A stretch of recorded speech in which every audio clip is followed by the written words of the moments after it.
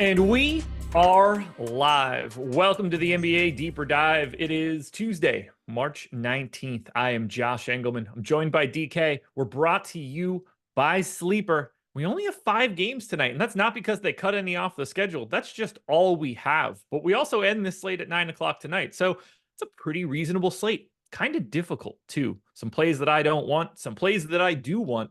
Lots of places to get different. And still plenty of news to wait on. Hit that like button, subscribe to the channel, hit the notification bell so you know when everything goes live, and follow us both on Twitter. You can find those Twitter handles on the screen right now. What's going on, man? How are you? Doing pretty good. This is honestly a pretty disgusting 5-game slate. Just looking at it, like we're going to need some Houston-Washington exposure. Minnesota could be extremely shorthanded, maybe like Luka Garza season. So I'm excited to talk about it, but not really excited to play it. Jordan, I assume you just messaged me to tell me to unmute in playback. I'm doing that right now. Handled. If that's not it, I'll read it eventually. Did you see the Anthony Edwards highlight last night?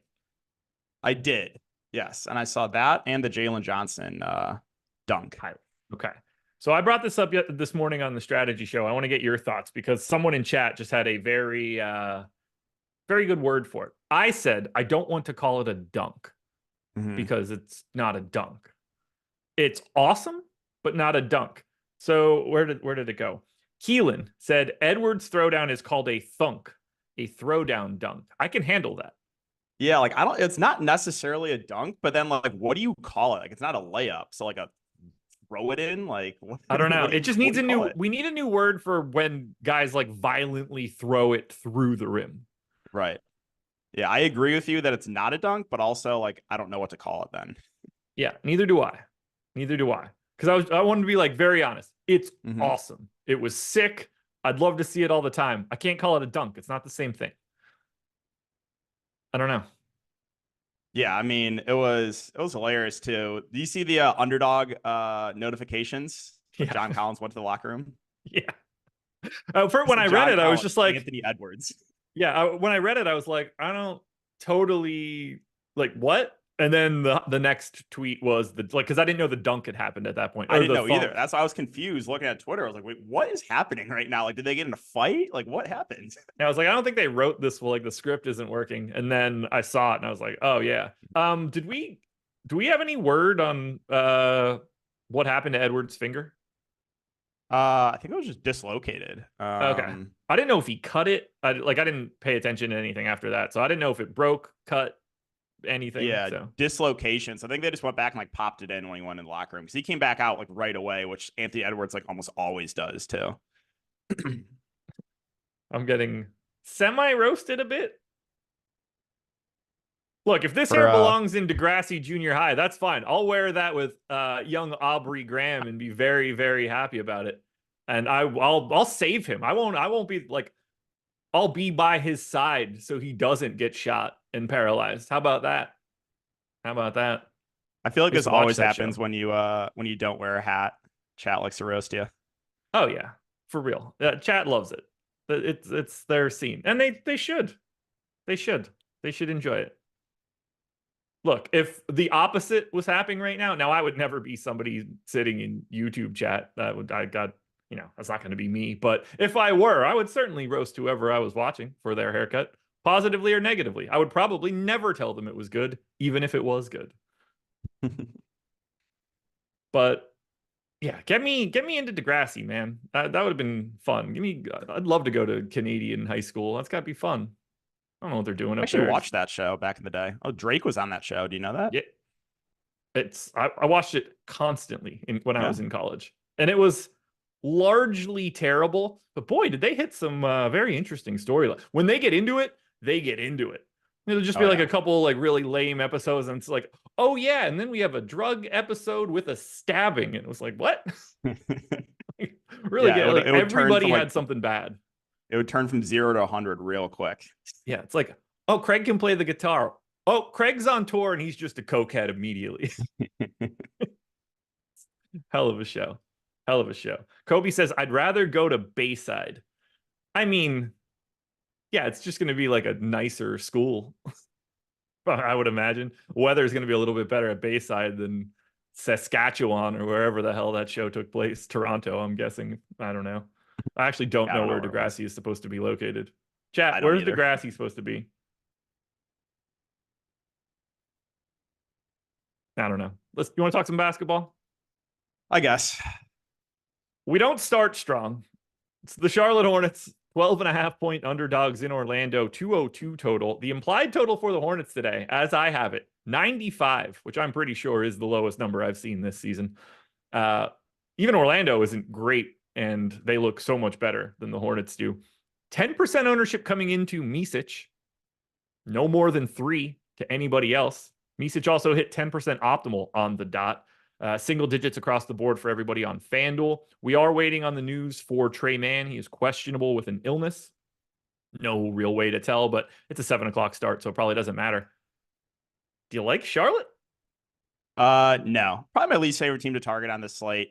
Trey Mann news is somewhat important though, because if he gets ruled out, my assumption is they go Grant Williams in the starting lineup. Because that's what they did in the past when Trey Mann did miss games. That could make, maybe a couple value plays interesting. Like Bertans, Pokusevski, I think would play a little bit more. I think right now, looking at ownership, Pokusevski is probably my preferred option to get to, 3.7K. He's played over 20 minutes now in 2 of the last 3 games. Cheap, not a lot of great value right now, and he's not getting any ownership. So I think he's a pretty solid play right now at 2%.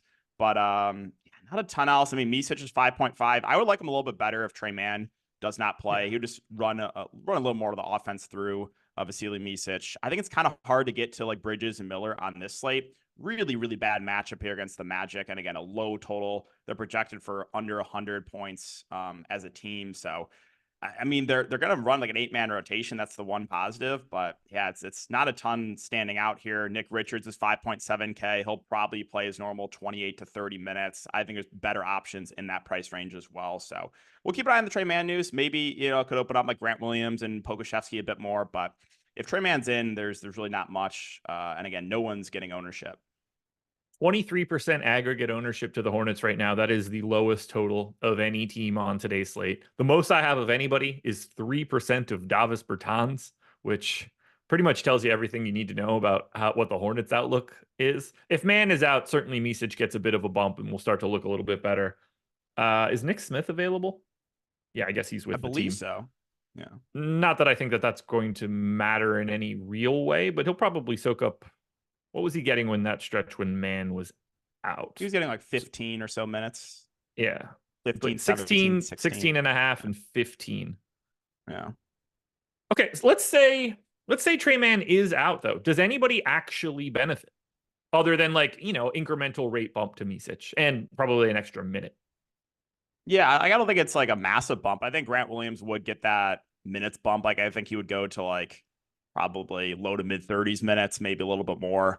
I think, Pokusevski could pick up a couple extra minutes. We mentioned Nick Smith would probably enter the rotation. But yeah, it wouldn't be like a massive bump. Like I don't think Trey Mann getting ruled out would make me like go like jam a bunch of Hornets. But I think it would make some of those value plays look a little bit better. Maybe you get a couple of extra minutes for Nick Richards as well. But yeah, I don't think it's going to do a ton, even if he gets ruled out.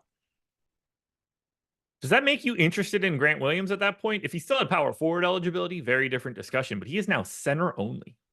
Yeah, I think it's kind of hard to get to him because he's only center eligible. If he had power forward eligibility, it'd be easier to get to him. But since the opportunity cost, like it's always high at center, we got Jokic, we got some good centers in the slate that, I think it would still be tough to get to him.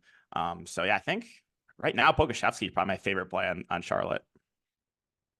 That's what this slate is, folks. The top 2 plays that he and I have are Poku and Davis Bertans. Eat it up. Yuck. Eat it up. All right, Orlando, very different outlook because they don't have to face themselves, but their ownership is wild. 12% to Cole Anthony, and then I'm just going to say assorted numbers: 9, 8, 8, 6, 4, 4, 4. It's just scattered everywhere. It's a little bit higher on the FanDuel side, but everybody is basically just like right around 8% optimal and 8% owned, depending on who you're looking at. Do you have anybody that stands out for Orlando? Because the spot on paper is decent. I think Jonathan Isaac's probably the guy that stands out the most to me. I know the prices come up on him, but he's been consistently playing close to 20 minutes, 19, 20 minutes, and 20 minutes over the last 3 games. Pretty good point per minute player. He's gone for over 20 fantasy points in each of the last 5 games as well, and has the power forward eligibility. So, there's not a lot of phenomenal value. We'll talk about Washington, which, we're going to have value there, but yeah.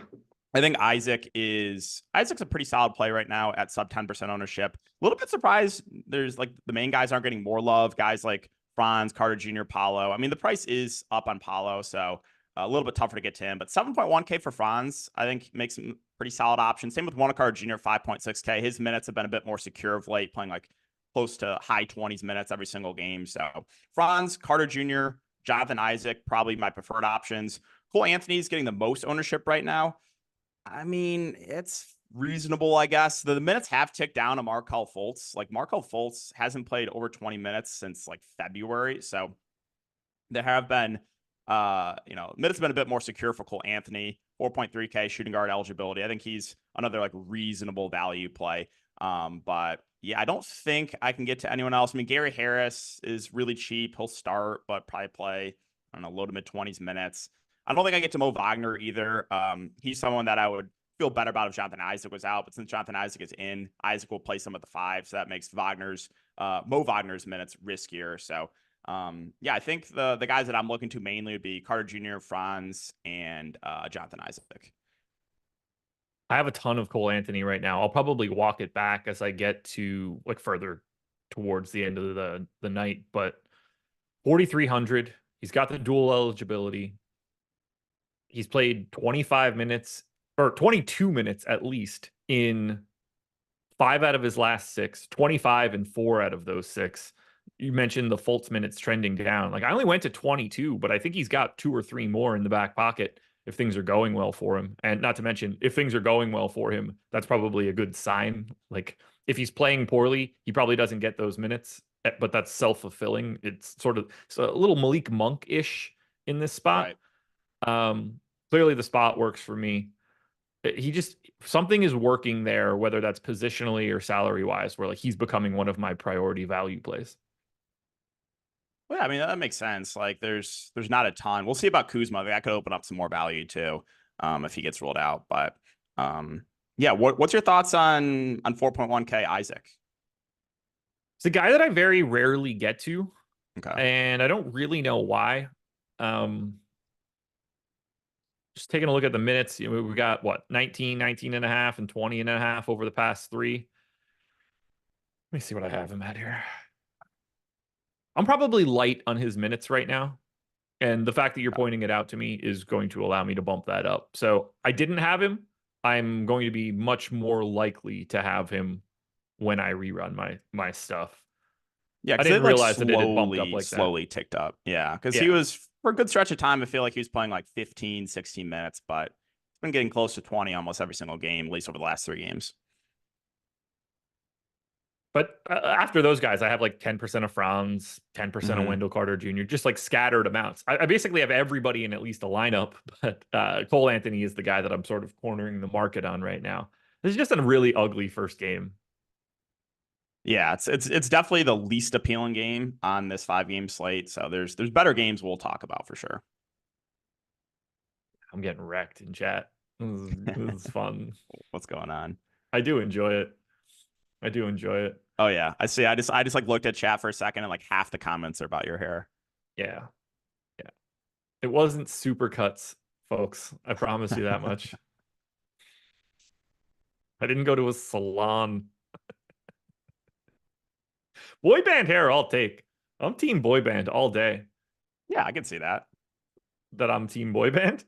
Yes. Or that I look like a boy band? Fair. Yes. That's totally fair. It's totally fair. It wasn't sport clips either. Come on, guys. Hey, that's where money. I go. No. I used to go constantly. Yeah. Um, that was my spot. I wanted the hot towel. I wanted to watch Sports Center Yeah. while I was getting my haircut. Uh, once I got married, my wife told me I wasn't allowed to do that anymore. And it's cheap too. I have very little hair left anyway, so it doesn't even matter. I'm like, whatever. We'll just go there. Yeah. Yeah, she told me very specifically I had to not do that. Which, her world. I don't have to look at me. I can have any hair to me. I'm awesome regardless. Schedule for the rest of the day. NBA Live before lock coming up next at 6 p.m. Remember, you got to hit that like button if you want to see that show. If you don't, the screen goes black. Nobody wants that. You want your information all the way up until 7 p.m. And then after that, 7 p.m., playback.tv/stochastic. We're live on playback once again, hanging out, talking bets, talking DFS news, sweats if we have them potentially later on in the night. I don't know what that's like. Normally I'm in bed, 9 o'clock start, probably will be in bed. Lots to do in playback. You can watch the games along with us. If you have League Pass, great. Sinks right into it, costs you absolutely nothing. Costs you nothing one way or the other. If you don't have League Pass, cross your fingers. Could be lucky enough to grab one of our 40 VIP passes that will allow you to watch League Pass along with us. We'll have a game on. We'll talk about it. Might do a first basket bet. Might do a giveaway. Lots of stuff going on. And all you have to do is go to playback.tv/stochastic or click the link in chat. This is fun. This is fun.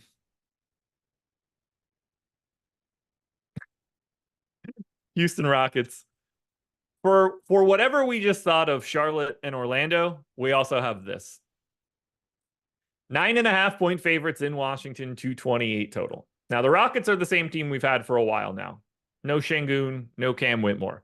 The Wizards have no Denny Avdia, no Marvin Bagley, no Bilal Coulibaly, no Tyus Jones, no Eugene Omoyuri or Landry Shamet. We do have a Q tag on Kyle Kuzma if you really want to make this worse. 60% ownership coming into Amin Thompson. We have, call it 25 for Dylan Brooks, Fred VanVleet, and Jalen Green, and call it 15 for Jabari Smith and Jock Landale. Comparable ownership on FanDuel. This Houston team is getting jammed. Washington dead last in defensive rating, number one in pace. Let's start with Amin Thompson.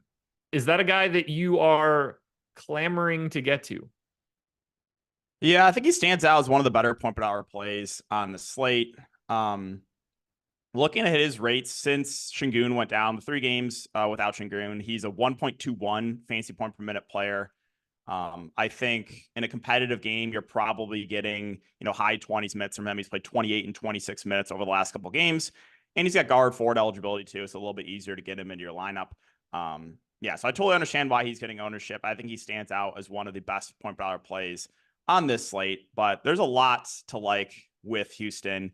They're getting a lot of ownership, and they should be. Taking a look at a couple other rates, Jalen Green and VanVleet both 1.29 fantasy point per minute over the last 3 games. You have VanVleet that has a 35% assist percentage, and Jalen Green has a 29% usage rate. So those top 3, VanVleet, Jalen Green, and Amin Thompson, I think all look like really good plays.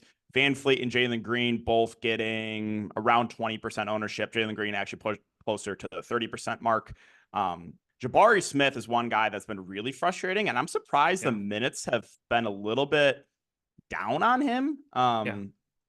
He hasn't been closing recently as well, which is a little bit weird. I'm surprised how much Jock Landale's been playing of late. You saw Jeff Green actually play 26 minutes last game, so I'm a little bit torn on what I want to do with Jabari Smith. I feel like I've lost infinite money either betting on this guy's props or playing him in DFS. So he's been tilting my face off. I don't really know what to do with him. Again, he's getting about 20% ownership. And then Dylan Brooks, similar ownership as well. I think he's a reasonable value play. But yeah, Jabari Smith is the one that I'm torn on right now because it's just like weird that he's not been getting the minutes. I thought he would get a couple extra minutes as well. So that had been surprising to me. I'm very light on him. I'm having trouble once again getting to Amin Thompson, like the field is getting to Amin Thompson, which Okay. I don't love. Like guard forward eligibility, price tag works, minutes are there, 1.15 fantasy points per minute over the past month. That's where I have him. I don't know if it's just the aggressive ownership, but it's keeping me relatively light. I have just over 20%. I'm doubling up Dylan Brooks, which I tend to always do, which I also hate. And then I'm doubling up Jalen Green, which I'm very happy to do. I think he's going to take as many shots as he could possibly want in this spot. If he's efficient-ish, that's probably going to be enough to get it done just based on what this matchup's going to look like. He could also go out there and be 4 for 26 from the field, and it wouldn't really shock me. So I'm taking big Brooks and Green stands, neutral on Van Vliet, light on Thompson. I don't give that as advice because he very clearly looks like an exceptional play on paper, 43% optimal in the boom bust tool. Like, I don't want to take away from that, but something is causing me to like not totally take his ownership. Okay. What about Jock Landale? Because I don't think they really need him in this matchup against the Wizards. I think the Wizards are going to play a lot of small ball. So I know Landale, he had a couple games that played 27 and 26 minutes, but do they really need him to play that much against this Wizards team? So he's someone that I'm probably not going to get to. I have 3%. I gave him 20 minutes. Tough guy to really like get a good feel on based Yeah. on what they've done in these first 3 games with no Şengün. Landale went 26 minutes, 27 minutes. You know, if you're getting 26 minutes out of Jock Landale in this spot, we're going to play the shit out of him. Then he followed that up with 17. They gave that bump back to Jeff Green. Figuring out Landale's minutes is really the tricky spot because if we were confident he was going to play 25 or 26, he would then become one of the better plays on today's slate. But I don't think we can feel like that after what we just saw. I think the ownership at 12% seems about right for that range of outcomes. Okay. I was just reading chat too. I don't know. Did I mispronounce? I said Van Vliet. Did I say Van Fleet? I might. Sometimes I do that. I know that can get under your skin, right? It bothers me more that people type it. Yeah. Okay. Like it's way easier to pronounce it like that than to type it Yeah. like that. Because I know Typing it like that is just simply typing it incorrectly. for a while I did say Van Fleet, and then I was like, oh, it's Van Vliet. I guess sometimes I mean, like there's an still. overlap in that sound for sure. Yeah. I don't think that's crazy. Yeah, I just saw it's crazy to me to type it wrong. Yes. Like it's just there is a right answer to that one. Pronunciation can vary. I don't want to play this Houston. Like I want to play this Houston team, but I don't. The amount that we have to be attached to this game is kind of staggering. There's right now 352% of the 800% ownership going to Washington and Houston. Yeah, and like if Kuzma, it gets a little scary if Kuzma gets rolled out, because then I think that increases the chance of a blowout. Because this Wizards team would just be like awful if Kuzma can't play. So the interesting thing for me here, though, is if there's a blowout, it's going to come from an offensive explosion. Like Houston's going to just run them out of the gym for 3 quarters. Whoever gets you, like 1 or 2 guys from Houston are going to get there, even in a blowout run, just because Washington's just not going to stop anybody. They're already the worst defense. It's not going to help to take off 5 more dudes that are already, deep. Like it's not going to help their defense to take off Denny, to take off Tyus, even like to take off Bilal Coulibaly for random 10-day contract type guys. Like that's not going to help, even though he's a rookie. So I think that if it happens, even if we get the blowout, like probably 2 of those starters are putting a thumping on Washington to get it done. This isn't going to be some defensive affair. Yeah, like even if it does get out of hand, I would say I agree with you. At least 1 or 2 guys are gonna have a really solid game. Yeah, hopefully I'm kind of hoping Kuzma plays, to be honest, but I just assume that I'll be dead 30 minutes into the slate once Amin Thompson has like 4 steals and 4 runouts, and I could just turn everything off. Ultimately, the moral of this story is play a lot of the starters for Houston. In one way or another, they all look good in their own right. Whichever one you get to is sort of, up to your personal flavor for that lineup, but every single starter looks like a priority today. Totally agree. And then we get to Washington. So Q tag on Kyle Kuzma. 79% ownership coming into Justin Champagny. We'll talk about Julian later. I think his name's Julian. It doesn't matter. Nobody cares about these guys. 50% ownership coming into Jordan Poole. Around 20 to Kuzma and Jared Butler. And around 10 to Rashawn Holmes and Corey Kispert. Let's start with the Champagny piece because I think it's the easiest one to talk about. He's 4,200, small forward only. Assuming he starts, I think he looks great. Like, Yeah, I'm I think just very happy to get there. Agree with you. I think he actually is he's a guy that can stuff the stat sheet. So he has a relatively high floor. And something to note too, last game, I mean, it was a massive blowout, but him and Patrick Baldwin, they started, they also closed the game. So that will make you feel a little bit better about his minutes, even if this game does get out of hand. I think he has a chance to close. He played 36 minutes in that game, most of anyone on Washington. So I think he stands out as probably the best value right now. So I agree with the ownership there with Champagny getting close to 80%.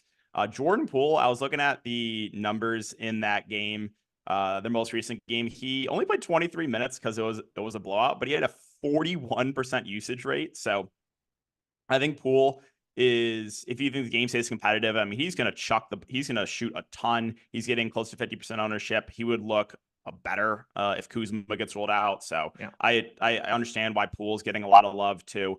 Jared Butler, so he did not close, but he still played 22 minutes. So I think he's a reasonable value play there at 3.7. I think a guy like Patrick Baldwin would be interesting if Kuzma gets rolled out. I think Baldwin would start.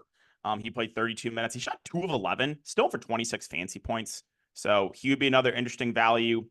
Corey Kispert really tilted me because I feel like recently Kispert's been getting, when the team was healthier, like about a week ago, he was getting a lot of ownership and he was shooting like 90% from the field. Yeah. I had a really good lineup the other day and I played a low owned Kispert and he had like 8 fancy points. It's like, oh, great. But yeah, I don't think like I can get to whatever a Jules Bernard is. I think Vukcevic is going to be active for the first time all year, but I don't think he plays enough to get to him. Rashawn Holmes, I didn't mention him. He's 4.7K. If he starts again, I think he's a reasonable value play, not a bad point per minute player. Again, probably will play like mid to high 20s minutes if the game stays competitive. So unfortunately, there's a lot to like for Washington. And if Kuzma gets rolled out, there's going to be even more to like. So I actually am more than 2x the field on Rashawn Holmes right now. I gave him 26 minutes, 4,700. Seems like an interesting GPP play in this spot. Houston, this could just be a decent day for Holmes as a traditional big. Who knows? I'm 2xing Kuzma. If he's in, if Washington has any prayer of staying in this game, I assume he has to have something to do with it. Champagny's in 96% of my stuff. I don't know what else to do there. Like that's just that sort of point per dollar play at a position that's generally hard to fill is a no-brainer to me. I'm getting Kispert. The fact that he's power forward only is one of the stupidest things I've ever seen. We're really going to do no, he's just strictly the 4. That's what we're saying right now. I didn't even notice that. That's wild. Yeah, still in my lineups, but I'm over the field on Kispert. I have like half the field on Jordan Poole right now, which there's no way to feel good about whatever you do with Poole. You jam him in today, you're not going to be feeling great. You fade him, you're not going to feel great. Like, it's Jordan Poole. I don't trust any bit of his ability. If Kuzma's out, I don't know what kind of relationship Dylan Brooks has with Jordan Poole, but I feel like Dylan Brooks could take this game personally and just put a lockdown on Jordan Poole and end his night. That said, he looks like a really good play. I mean, that usage and that sort of assist rate and the amount of guys that are left on this team, I don't know. I want to have some Poole for sure. I don't know if I want him in half of the stuff that I'm doing. Do we think they're going to go with the starting lineup of Poole, Kispert, Champagny, Kuzma, and Rashawn Holmes? That seems like the most likely lineup. Yeah. Okay. And then if Kuzma's out, Baldwin for Kuzma. Yes. Well, Kyle Kuzma's out, so this game sucks worse than it did before. Congratulations, Kyle. Thanks for ruining everything. Yep. Yeah, Trey Mann in at least. So, okay. Well, with Kuzma now out, I think Patrick Baldwin is interesting play. I'm curious to see. I mean, we're not getting an ownership update right now, but I'm curious to see what the difference will be with Champagny versus Baldwin. Like right now, it's 78-1. That's not going to be the case, but if Champagny is still going to be like way more popular than Patrick Baldwin, then I think Baldwin could be an interesting pivot at lower ownership. I mean, we're going to give Champagny like an extra minute or two now, right? Like I'm pulling it up right now. Do you know who's available for the Wizards? I'm going to run through every single guy right now just so everybody has it. But just in case you already had it, you could have saved me a second. I think Vukcevic is available. Their rookie. At least that's what I see on DraftKings. It says he isn't on the injury report. So we've got Jordan Poole. We've got Rashawn Holmes, Johnny Davis, Corey Kispert, their version of Vooch, potentially. We'll count it for right now. That's 5. Yeah. Baldwin, Gill, Bernard, Butler, Champagny. So they have 10, as best I can tell. 9 if other Vooch isn't available. It's funny. Spot Track still has RJ Hampton on a 10-day for these guys, but he signed that on March 3rd, so he's long gone. So 9.5 guys, I guess. Yeah. I feel like I can't imagine they're gonna just send the rookie center in for sizable minutes in this one. Maybe just 12 total. So at that point, we're still trying to fill like another 24 minutes worth of whatever's left over for Kuzma. Baldwin gets the biggest bump here. Is Anthony Gill second? I mean, I think minutes-wise, yeah. What a sentence. I mean, he played 25 minutes in their most recent game, and he did close. Now, he didn't play a ton in the first half, so that was a little bit concerning, but I think he's the next guy that probably gets the minutes bump with Kuzma out. Yeah, I mean, I'm very curious what the ownership update is going to be because a lot of these guys are now in play. Like Gill, if Gill's close to min price, like I think we have to consider him. I mean, the guards, Davis and Butler, maybe look a little bit better now too. Oh, this is gonna be a headache. Like, unfortunately, I think Corey Kispert now obviously looks better with Kuzma out as well. Like, just this whole team looks better, but also again increases the chance that this game could blow out. I'm trying to throw a couple minutes on some of these random guys. I don't even have their version of Vooch in my model yet. I'm gonna have to add that in shortly. Not that that's really going to make any difference. I could hide 12 minutes on anybody right now and it won't make much of a difference. I'll hide him on Isaiah Livers actually. So that gets me, without changing any rates, I mean, if you get Champagny up to 32 minutes, he becomes as close to a lock button thing as you can do. I would imagine he's starting. I don't really see a scenario. Like, I mean, he played 36 last time out. I think 32 is probably like light work. And he still looks staggering. Baldwin at 4K. He's going to be probably the second best option here. Kispert in that conversation. Poole becomes weird. Do you think that's like, to me, this is probably like a bad thing for Jordan Poole.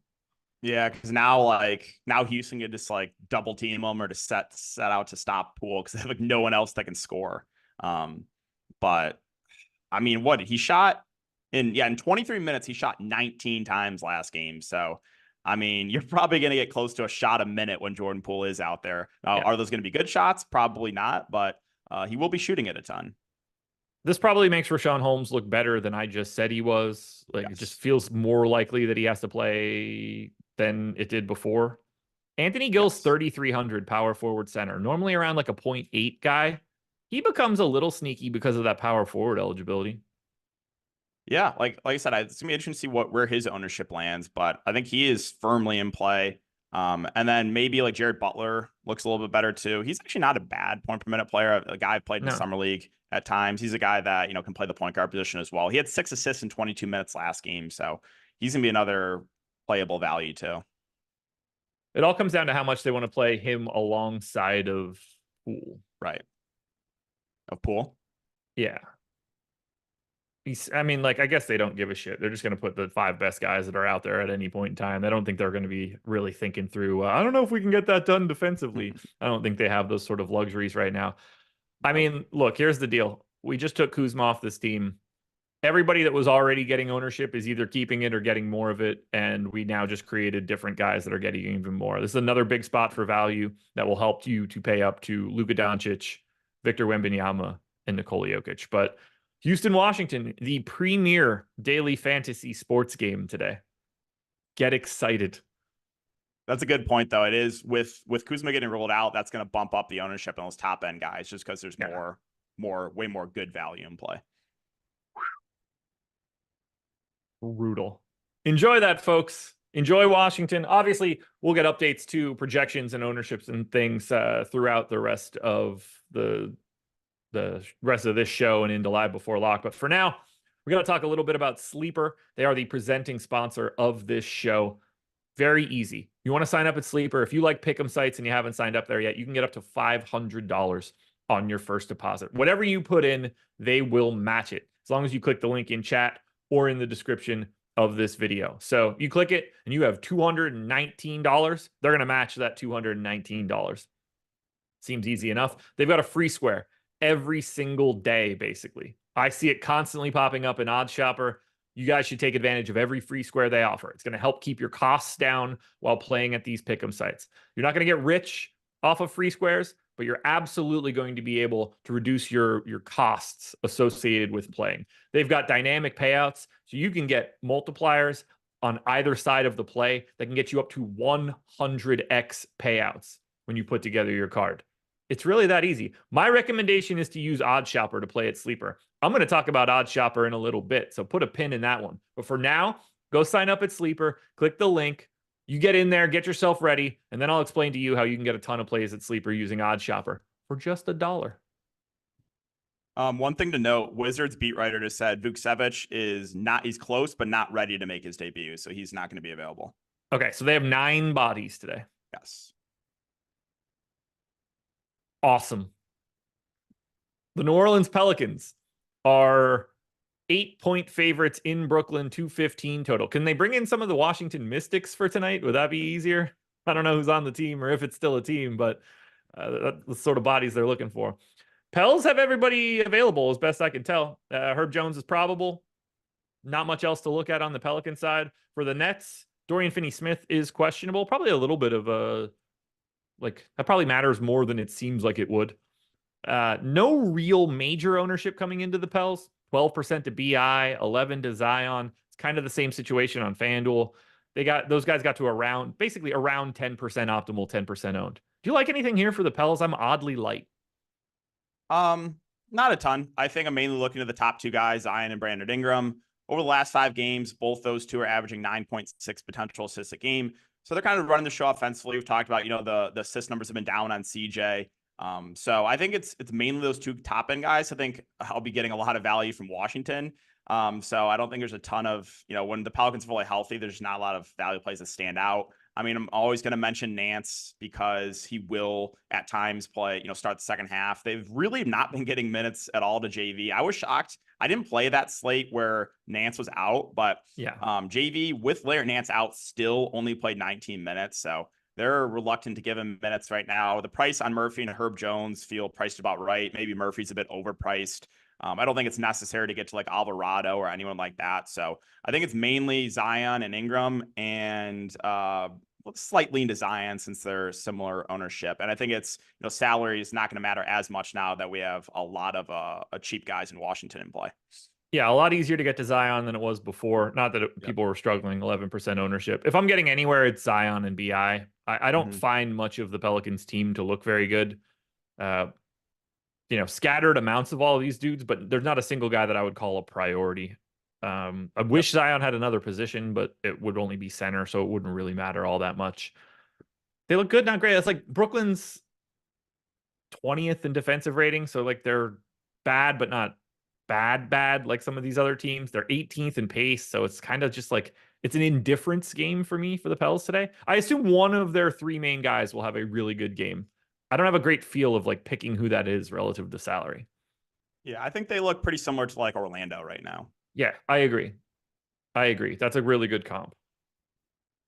Now, the Brooklyn side, I find to be a little sneaky. There's not a lot of ownership coming in here. Claxton's at 12%. It's single digits across the board for everybody else. Bridges and Schroeder both got to 10% optimal.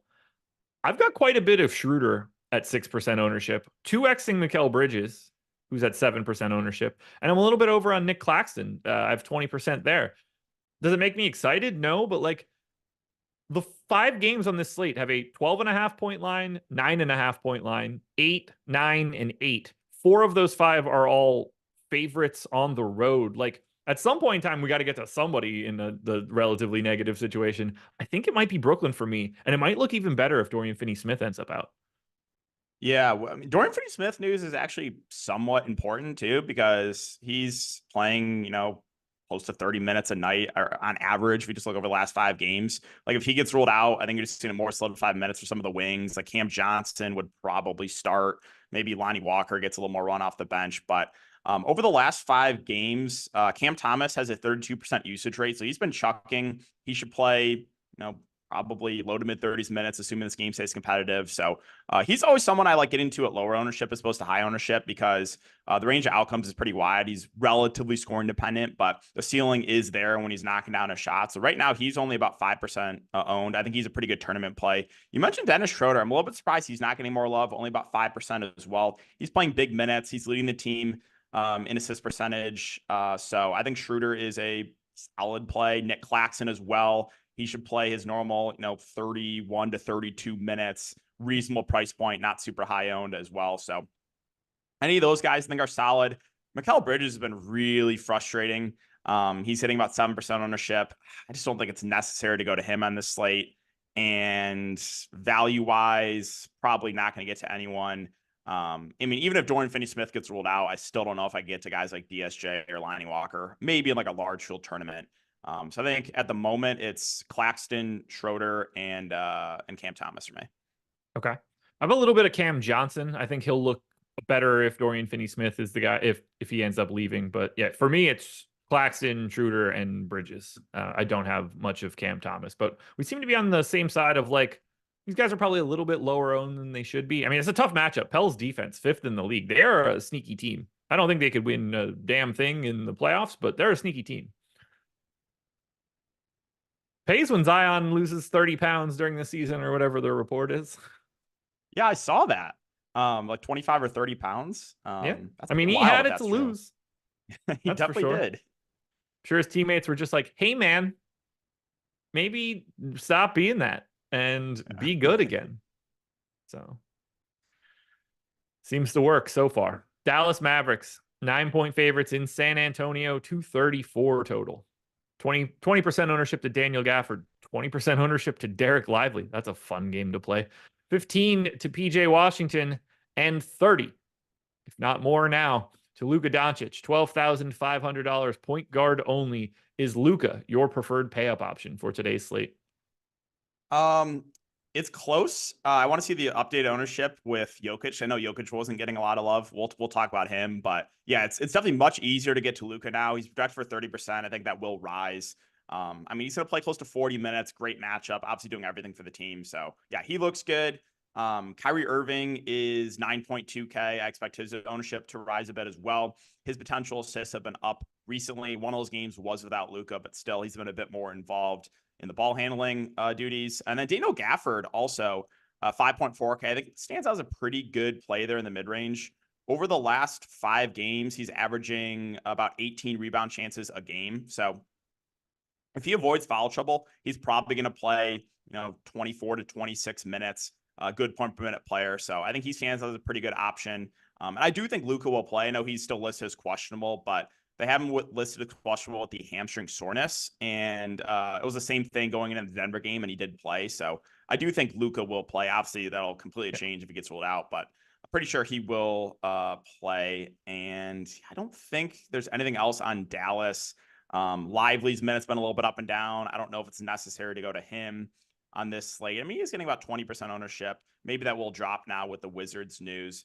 But yeah, mainly Luka, Kyrie, and Gafford. It's interesting. I'm a little bit over on Gafford, a little bit under on Lively. That's fine. You can just pick one Yeah. of these centers and go with it. I'm a little bit over on PJ Washington. And much like it's been as of late, I have 10% of Luka at 30% ownership. I assume I'll end up with, I won't have, it'll have like a similar proportion no matter where this ends up landing. And that's because I'm getting to 40% of Victor Wembanyama on the opposite side. So I just chose a different pay up option. You know, your mileage may vary. Obviously, Luka looks good. I got him beating the rest of the field by 8 points right out of the gate. So that's a pretty awesome scenario. But for right now, I'm using that as Dorian Finney-Smith in. I'm Okay. using Wemby as an ownership pivot, basically. It allows me to get a little bit different. I'd like to have a little bit more Luka. It's never fun to not have him. San Antonio's defense isn't very good. Luka is. It's not fun to fade the dude at a 1.84 fantasy points per minute over the last 30 days. But I have 10%, and he's 30% owned right now. We'll see where that ends up as we get closer to lock. But Washington and Gafford for me, they are guys that I'm getting to because this spot against San Antonio is just nice. Yeah, really, really good matchup. I love targeting players against the Spurs. So Then on the San Antonio side, we've got 30% ownership coming into Devin Vassell, who's playing massive minutes lately. 20 coming into Sohan, 10 to Keldon Johnson, another 20 to Trey Jones, and 15 to Victor Wembanyama. Probably creeps up a little bit now too with all the news and value we're getting. I have 40 of Wemby and 45 of Vassell. Toss another 15 from Trey Jones on. This matchup's great. San Antonio, 22nd in defensive rating, Dallas 23rd. San Antonio, second in pace, Dallas third. These are two not all that great defenses, two incredibly fast-paced teams. I like this game environment. How do you feel about San Antonio? yeah, I mean, you mentioned like Wembanyama is always someone I like playing at low ownership. Right now, projected for, like you said, about 15%. That should rise with more value opening up. But Yeah. I think he looks pretty good over the last 5 games. He has a 31% usage rate and is a 1.55 fantasy point per minute player. You're probably going to get around 32 minutes or so from Wembanyama. So like him at the top, Devin Vassell, second on the team in usage. He's getting about 30% ownership. He's playing big minutes, as you mentioned. Like he's probably going to play high 30s minutes. Does have shooting guard eligibility as well. I do kind of like Trey Jones too. The assist numbers have been really solid on Trey Jones recently, and he's been consistently playing 30 plus minutes as well. So 5.6K, I think he stands as a pretty good play there in the mid range. The only other guys getting some ownership, Keldon Johnson getting a little bit of love, Jeremy Sohan getting about 20% ownership. Kind of just indifferent in those guys. Barlow most likely will play the backup 5 now that Zach Collins is out, but there's just the Wizards value. I'd much prefer to getting a guy like Dominic Barlow. Maybe on a slate where there wasn't a lot of value, he would be a little bit more interesting, but I don't think it's necessary to go to him on this slate. So yeah, like Wembanyama, like the call there and getting overweight to him. And then I think Trey Jones, probably my preferred option there of the like mid-range Spurs. Yeah, I'm hoping this one's competitive just because of like the way Vassell's been playing, obviously, because of my stance on Wemby. And what I'm honestly hoping for is that it's just like a bit of a Kyrie Irving game and he can just take like a semi bite out of Luka, just enough to make it where he doesn't just go out there and drop 40, 15, and 15 and make it so it doesn't matter about anything. Fun game though. This is like the sneaky most fun game on today's slate because Houston and Washington might be pulling the ownership, but I would much rather check out Dallas and San Antonio, Luka versus Wemby. Way cooler. Yeah, this will be a good game to watch for sure. The coolest thing on today's slate, though, has nothing to do with the games. It has to do with signing up at Odd Shopper because we're running a bit of an NCAA tournament promo. It's March Madness. The promo code is Madness, and you can get Odd Shopper for $1 for a week.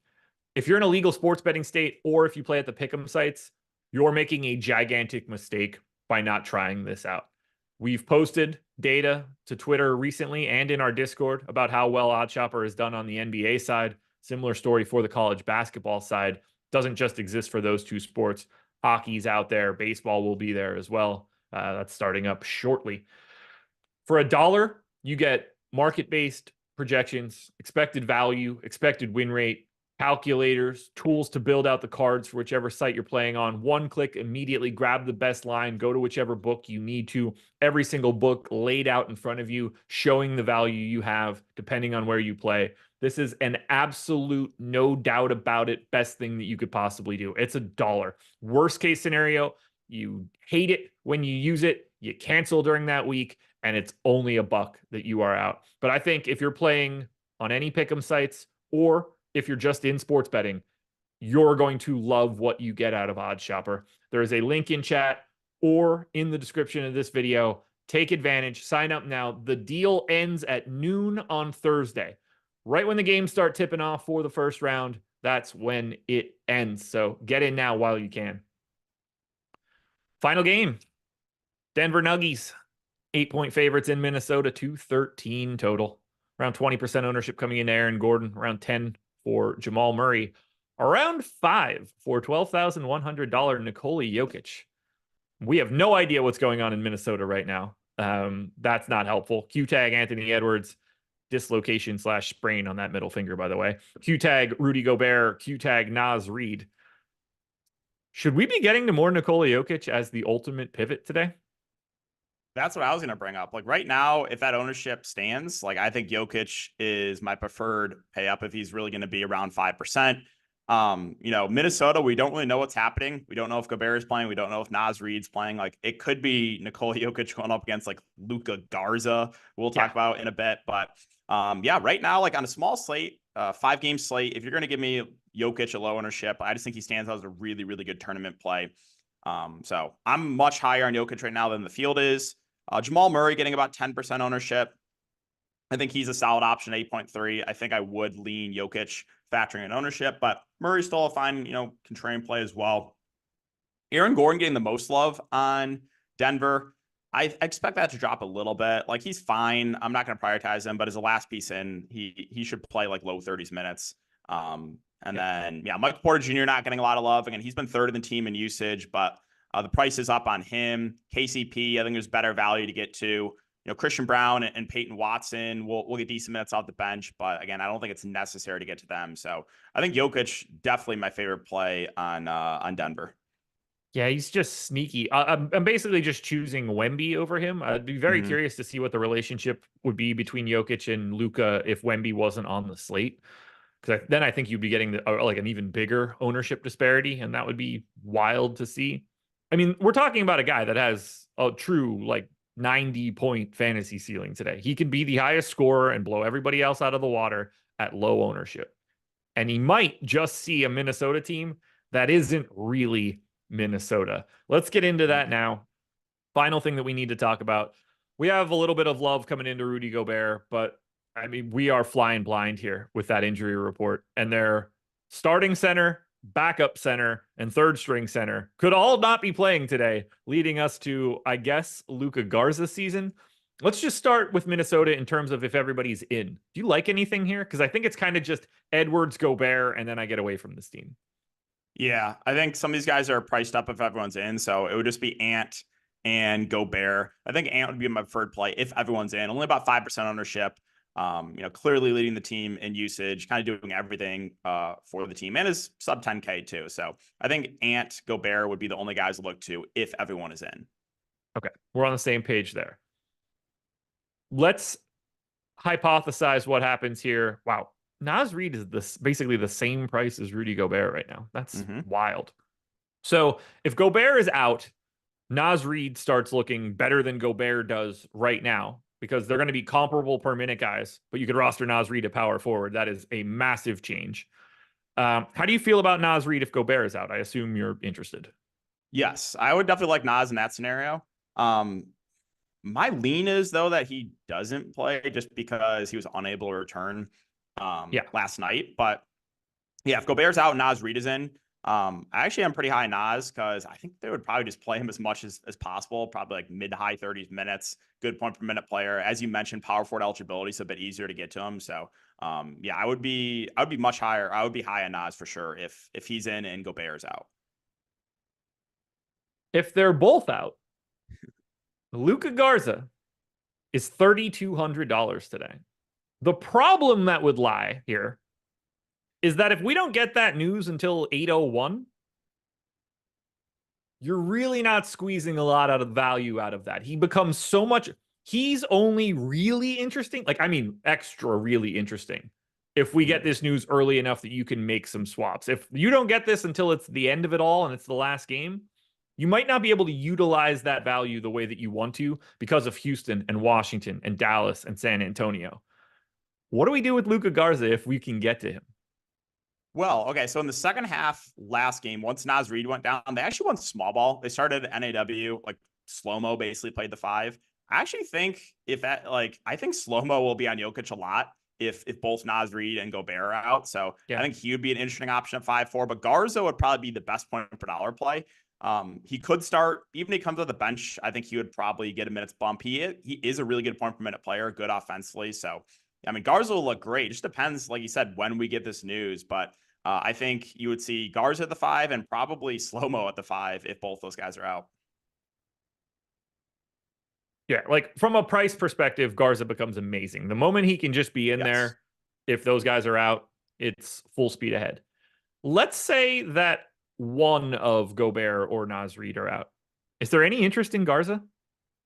No, because then I think he's probably just going to play 10 to 15 minutes. Okay. Unless like whoever it is ends up getting in foul trouble, then maybe he becomes a bit more interesting. But yeah, if one of those guys are in, I don't think I'm going to get into any Luka Garza. That would be more of like a showdown play for me. Does the status of Gobert or Naz Reid matter to you at all in terms of Anthony Edwards? I don't think so. Like, I guess if Naz is in, maybe slight downgrade to Ant just because Naz is a bit of a higher usage player than Gobert. But no, I don't think the status of those two really affects Ant much. If Naz Reid and Rudy Gobert are both out, ignoring Luka Garza, who gets the biggest benefit? TJ Warren? I think slow-mo and TJ Warren. I just think there's like slow-mo to have to play a lot more. TJ Warren again didn't play a ton last game, but he would be interesting. McDaniels, I think the Jordan rebounding numbers would go up for like McDaniels and slow-mo. Oh, what do you say? Sorry. Jordan McLaughlin? Yeah, maybe McLaughlin. I don't know. Like, I don't want to consider him, but yeah, we'd have to start looking at some of the gross Minnesota value. I mean, we're talking if Naz Reid and Gobert are both out, that's 62 minutes as I have it projected right now that we need to reallocate to this team. And guys like Slow-Mo and McDaniels, like they can only take on so much more in an actual projection, whereas we need to start throwing sizable chunks at guys for Minnesota that do not normally show up in their games. Yeah, like the rotation would be, if those two guys are out, would be like Ant, Conley, Slow-Mo, NAW, McDaniels, McLaughlin, Warren, Garza. Maybe a little Monty Morris probably too. Yeah. Ugh. So we're staring at the potential of a ton of value, but it is so important for when this information comes in because Garza could be absolutely like mostly useless at 801 because no one's like, here's the easiest way to describe. Before we got the Kuzma news, 700 of the 800% of ownership is outside of this game. You just aren't going to you're not going to be able to actualize Luka Garza's value to save you without earmarking a very multiple swaps in Denver, Minnesota. You need 2 roster spots at a minimum, if not 3, to take full advantage of what that value is. Right. Like you would need to have at least a 2v2 swap. You could do I don't know. You could have Ant and Garza, and then if one of the bigs get rolled in, you could go to whichever big plays and Aaron Gordon or something. You could have a swap ready, but I think you would need to have a 2v2 at least, as you said, if we don't get this news before all the other games lock. Oh man. This is a slate, that's for sure. Anything else you want to add? No, I think you just need a lot of Houston, Washington exposure, and we'll keep an eye on Minnesota because we could have some value there too. Let the people know where they can find you. Yeah, you can find me at Twitter, DK__DFS. That's 2 underscores. Or on YouTube, DK DFS. There it is, everybody. Thank you for joining us. Live Before Lock is coming up next. Make sure you're hitting that like button. Otherwise, that screen will go black. That's a word. And I will see you guys on Playback in about an hour. Stay here. Show's coming up.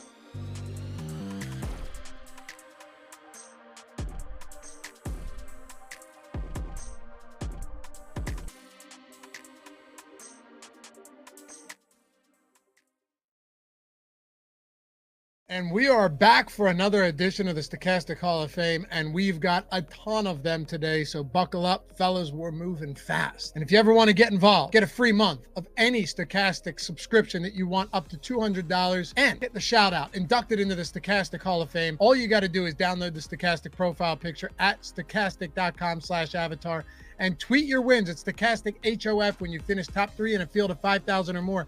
Does not matter what the entry size is. Let's get it started. Hip Hop Lyrics found you guys during the Madam Sims, been hanging out ever since, turned 5 cents into $2.50, but more importantly became a Hall of Famer. Shout out to the lineup generator. Yes, sir. Shout out indeed. Namdi back at it again, took down the 5K Minimax, getting back on the heater. Thanks Eric and Greg for the Houston Green call to put me over the edge. Best tools in the business.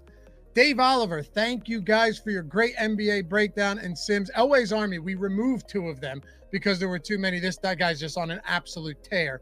And John, yesterday's night slate was a good one. Keep up the great work. Followed by Breland Worthy, solo first in the Minimax last night for 1K. All thanks to the Stochastic Sims and insights on Live Before Lock. Keep up the good work, fellas. Fully Loaded, awful run out for me on Underdog, dropping from 2nd to 10th place on the final Fox basket. On the bright side, my process is improving on DraftKings, and it's all thanks to the Stochastic Sims. A free month of Stochastic makes tonight suck a little less. Thanks, Stochastic. And our own Nolan Kelly Spud Kelly, started playing NBA DFS a week ago, finished first in the Minimax tonight, thanks to the Sims. If I can do it, anyone can with this tool. Justin, the Stochastic Sims tool, theme here, does amazing work. Almost 18,000 entries. Stochastic takes the top 6 and 8 of the top 10, all myself and Ugly Lovely. I wish I would have signed up sooner. Brandon Weber wasn't top spot, but good enough for the Hall of Fame. Yes, sir, it is. And a random human. Hey guys, thanks to your Sims, I was able to make some last minute changes after waiting for that lineup to come out. Wasn't looking too good early, but gotta trust the Sims. Chopping first place for a random human. And the champ 0824. Normally I'm single entry 20 max guy. First time 150 maxing and shared third. Tools are the truth, but honestly, the content second to none. Shout out to all the boys at Stochastic. Cheers, fellas. Anthony, thanks to Stochastic, absolutely crushed it last night. Took 4 of the top 5 spots. Bam, great start to building my bankroll. PG18, Sims Tool, keep crushing the showdowns. I love it. Nice way to start St. Patrick's Day. Cheers. And then Trill Russell finished in 2nd place in the NHL Quarter Jukebox for a free month of the Sims package. And our own Tom Kennedy, when you entered last minute and forgot to diversify, well, it worked out. 1st and 2nd place for Tom in the NBA shots. 6th and 7th, as a matter of fact, too. Avatar in there with Stochastic in 5th place on top of that. Wayne, 2nd, 1st in 3 weeks on the Minimax. Thank you, Sims and the hosts. Thank you. Time for the 100K. Jay, hey guys, 3rd first place win since the All-Star break resumed. Lineup generator does it again. And Shoon Times, huge takedown on my 2nd day at Stochastic, off $60. Best ever. Thank you. Yeah, monster wins for Shoon Time on only $60. And Andre Harrison, night slate wins. Sims came through in a big way. Hauser raining those threes. Almost 3K for Andre on that one. Whiteout 83, $10,000 win using the Stochastic NHL Top Stacks tool. Thanks. Built the lineups. Well, not going to read that, but congratulations to Whiteout 83 and Endless How. Endless. Fun sweat tonight on the late slate. Thank you, Stochastic Tools and crew, as always. Another $3,000 win in the Micro Max. Gotta love it. Sean, shout out to the Stochastic crew for a nice bankroll boost. Took 1st in the quarter, 3rd in the nickel with the help of the Sims tool and Live Before Lock. Ugly 8 game, another great week of PGA. Wow, all across the top of the leaderboard for Ugly 8 game. Congrats to you, sir. And Michael Diaz took down the Minimax. Don't know how I should feel. Max out the Minimax and the $4 with 300 uniques. This lineup could have ended up getting 100K. Good win anyway, and thanks again for the content. And Eric Mack, well, boys, here's another one for the Sims. Literally just signed up using the secret code that can only be heard during the YouTube shows. Thought I was in the top 3, but looks like I ended up in 4th by 0.3 after a stat correction. I hope that's good enough. Clintwood 83. Yo, Laffy finally made it in the Stochastic Hall of Fame, baby. Sims for the win. Crash Money. Another successful night with Stochastic Sims. Was sitting on 100K until Boucher's putback, but still brought in great profit and a few qualifiers. Avi, 2nd place out of 27,800 entries. $4 entry. Let's go. Thanks for the help tonight. $5,000 on $4 entry. And remember, finish top 3 in any contest in a field of 5,000 or more and get your free month of any Stochastic subscription up to $200. Just tweet those wins to us.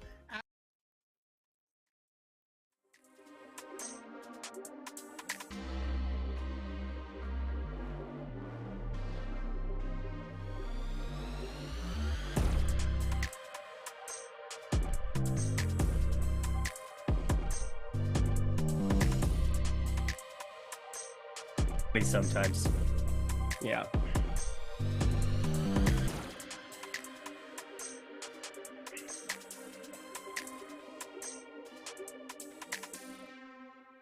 What is happening, everybody? Welcome to another Stochastic NBA Live Before Lock show. And I mean, we got a ton of shit going on today because we have an island game at 10 p.m. tonight. You guys, or sorry, 9 p.m. Eastern time. Yeah. And you guys know the deal because you're just listening to the deep dive, but maybe some of you are just tuning in for Live Before Lock, didn't catch the tail end of the deep dive when they're breaking down the final game on the slate, because we've got Rudy Gobert questionable, Anthony Edwards questionable, and Naz Reid questionable in the final game of the slate. And it starts an hour later than any other game. It creates all kinds of headaches. So Eric and I are going to walk through the best ways for you guys to approach this slate. The only thing we ask for you in return, simply like the video, subscribe to the YouTube channel. Don't forget, if you're looking for more information for us after this hour block ends, head on over to Playback. I'm going to be over there with Josh Engleman, where we'll be watching whatever the hell happens with the news after the slate starts. Eric, how are you doing today? And how are you feeling about this kind of weird slate? Yeah, I like betting this slate a lot more than I like DFS for this slate. It is a really tough one, friends. It's a really, really tough one to get different. I think we're both playing a little bit lighter than normal just to account for that. It's just I hate when you get like multiple pieces of crazy good chalk and then you've got so many question marks. Generally, you and I also love late swap slates like this, but this is so messy. And it's kind of like an all or nothing approach where, you know, I kind of want to be all in or all off of that game at 9 p.m. Eastern time, depending on how it goes in. But like, you can't necessarily even do that because you want to pay up for Ant if he ends up playing. You want to get to Joker on the other side. You want to get to everybody. And you want to get to the value pieces, obviously, if it breaks the other direction. So it's just a tough one. But I think we're going to do the best we can to try to like talk about some of the hypotheticals, what's before us here on this slate, and try to make us some money anyway. Yeah, and first off, before we actually start getting into the slate, and we'll talk about the strategies for how to approach Timberwolves here in a second, but before we do that, do you have any leans? Do you have any strong feelings about Edwards, Naz Reid, Rudy Gobert between the three? Are there any of them that you're confident are going to sit or play? I mean, I was going back and forth because, again, it's a rib contusion for Rudy Gobert, and it's not like a cracked rib. It's probably like a discomfort thing. I thought he was going to play against Utah yesterday because it's just former team and everything. But then you can go out and win that game with Naz Reid with everybody else. Well, one half of Naz Reid it ended up being, which is just so sad. But this is a spot where you could have just saved him up and put him in bubble wrap and said, we're going to unleash him for 42 minutes tonight. You know, he's been playing 39, 40 minutes here without Cat in the lineup. And, you know, you got pretty good center on the other side of this one that you might want to have him on bubble wrap for. So I'm leaning towards Gobert being in. I'd say like 65-35. I think he plays tonight. Naz Reid, I mean, he got hit in the head. I have no idea. You know, it's a day-to-day injury. It's not like he has concussion symptoms. It's probably going to be like a, you know, am I comfortable running around there? I'd say he's probably like a true 50-50 to me. And then Ant is immortal. So like I'm 90-10 that he plays, but maybe they just sit all three and punt the game entirely. And I think that that is definitely like the 10% of outcomes where if Anthony Edwards goes away, I think there's a chance for all three of them to sit. So I have different feelings on the three different guys.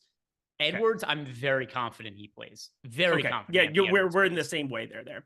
Naz Reid, pretty confident Naz Reid sits today. Rudy Gobert, no fucking clue. So those are the three different guys and where I'm at with all of them. But I mean, Edwards, he dislocated his finger last night dunking on John Collins. And incredible. Also, John Collins last night, the Jazz had tweeted out they had a concussion. They deleted it. And they were like, no, it's a head contusion instead. They're just trying to save him any kind of embarrassment for being on the receiving end of maybe the greatest poster dunk in the history of the NBA. Thank you to producer Jacob. I ordered artwork of it already. Wow. I have artwork coming for my office. It's wood art, so it's like this wood, like this guy who makes sculptures of like posters and other things, and he had an unbelievable replica, and I was like, I don't care if this is $1,000, I'm buying this instantly. It wasn't $1,000 for what it's worth, but I bought this big wooden mount of Ant dunking on John Collins. It's incredible. It's got like the little bit of the Wolves jersey going that direction. It's going to look awesome in here.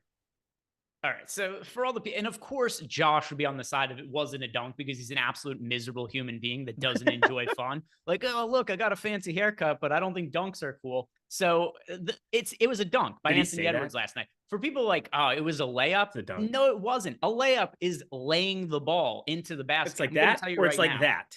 I'm going to read off the definition of a dunk. Here's the definition of a dunk. Also, the NBA counted it as a dunk. If you go through the game score, the game log from last night, registered as a dunk. If you look at the stats for the year, counts as a dunk. All right. Dunk in the dictionary. Here's the definition of a dunk. Ready. A shot downward into the basket with the hands above the rim. That's the definition of a dunk. People are saying like, oh, his hand didn't hit the rim. Who gives a fuck? What does that have to do with it being a dunk or not? Or else, what are you going to, a jump shot? It was a 3-pointer. It was a layup. Fuck out of here with that. It was one of the greatest highlights I've ever seen. Slam dunk for Anthony Edwards. It counted for 2 points, and John Collins should be kicked out of the NBA. Yep. John Collins, I mean, basically just your soul is mine. Like, Ant should have done that. The worst part about the entire thing is Ant didn't even have a chance to react because he dislocated the finger on his left hand. Like, he had to get that back into place. If you had gotten an Ant reaction there, it would have been perhaps my favorite sport highlight of all time. And also, if you guys are going to insist it's not a dunk, what the hell are you going to call it then? What are you going to call it if it's not a dunk? I mean, you guys remember when Blake Griffin started that debate a long time ago? It's absurd if you're able to get high enough to throw the ball down. The way I've always thought about it, a layup is when you lay it up and your hand is like this, and then a dunk is anything where you just are, the ball is going like that way. Like, that's absurd. That's absurd that he could physically do that. And once again, layup. Just think about the words, lay up. You gently guide it into the basket. A lay up. Not a dunk. Dunk, you're viciously. You're throwing it through the basket. You're guiding it forcefully through the hoop. It's a dunk. Exotic player, not exotic player. Exotic player, not exotic player. Yeah, exactly. Think, what is the most likely way for myself to get the ball through the basket? Yep. Layup. Layup. You guys want to watch a layup contest? Greg and I playing one-on-one in Chicago. There it is. What's the most likely way for News God to get the ball through the basket? Dunk. Totally different scenarios. Yep. Totally different scenarios. All right, let's go ahead and see what you guys have for super chats. And then we'll also get more into the situation with the Timberwolves today. And I don't think we're going to get any news on it before. I would be stunned if we got news on it before lock, but we'll let you guys know how to approach that as we go here as well. First off, official Chris Presto channel has left us a super chat. Hey, Greg and Eric, I like Jock Landale tonight. How many minutes could he get? Thank you guys and love Stochastic. I mean, go through the box scores. It's tilting. You're going to be tilted by a lot of different things.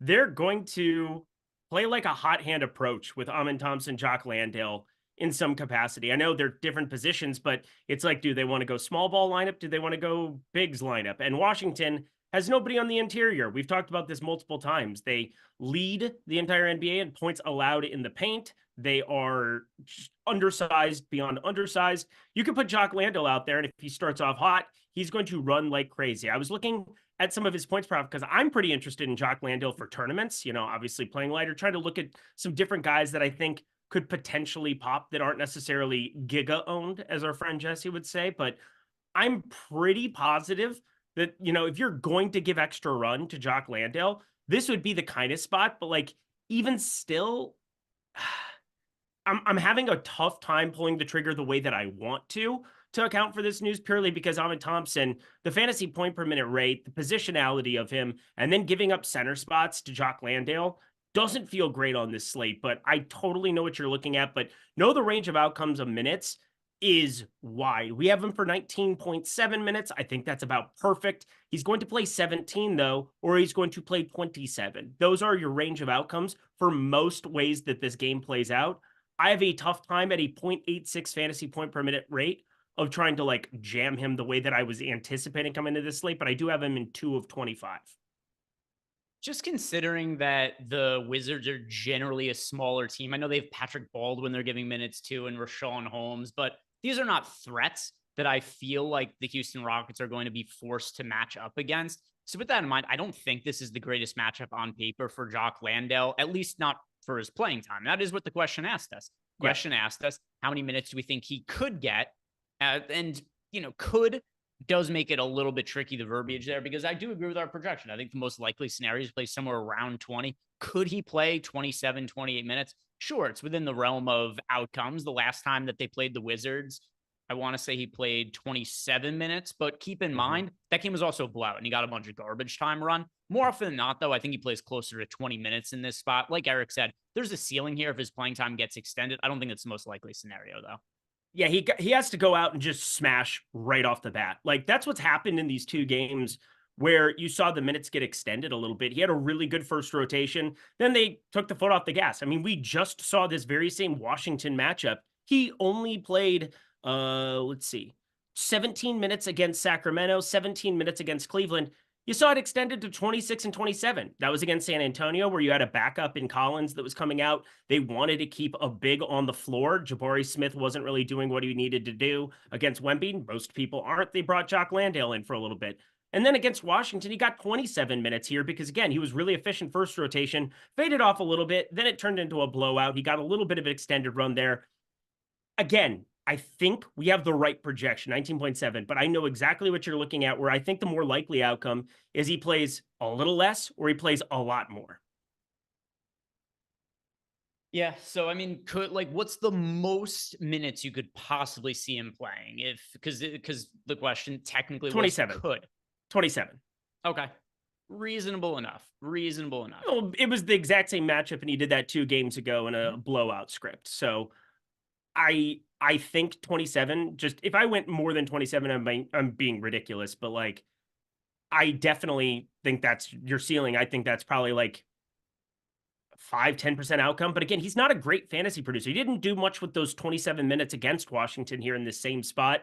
And I look at the center position today with potential of Garza, with, power forward center guys that we want to be landing on, with potential of Gobert being really, really underowned.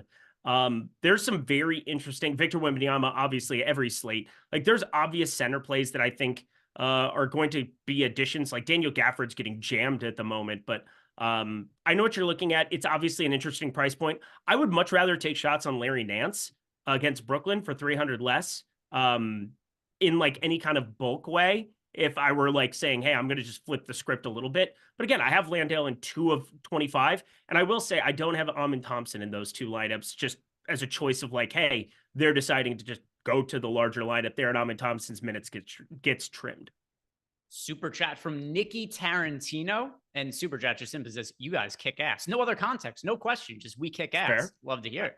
Thank you very much for the super chat, Nikki. We appreciate it.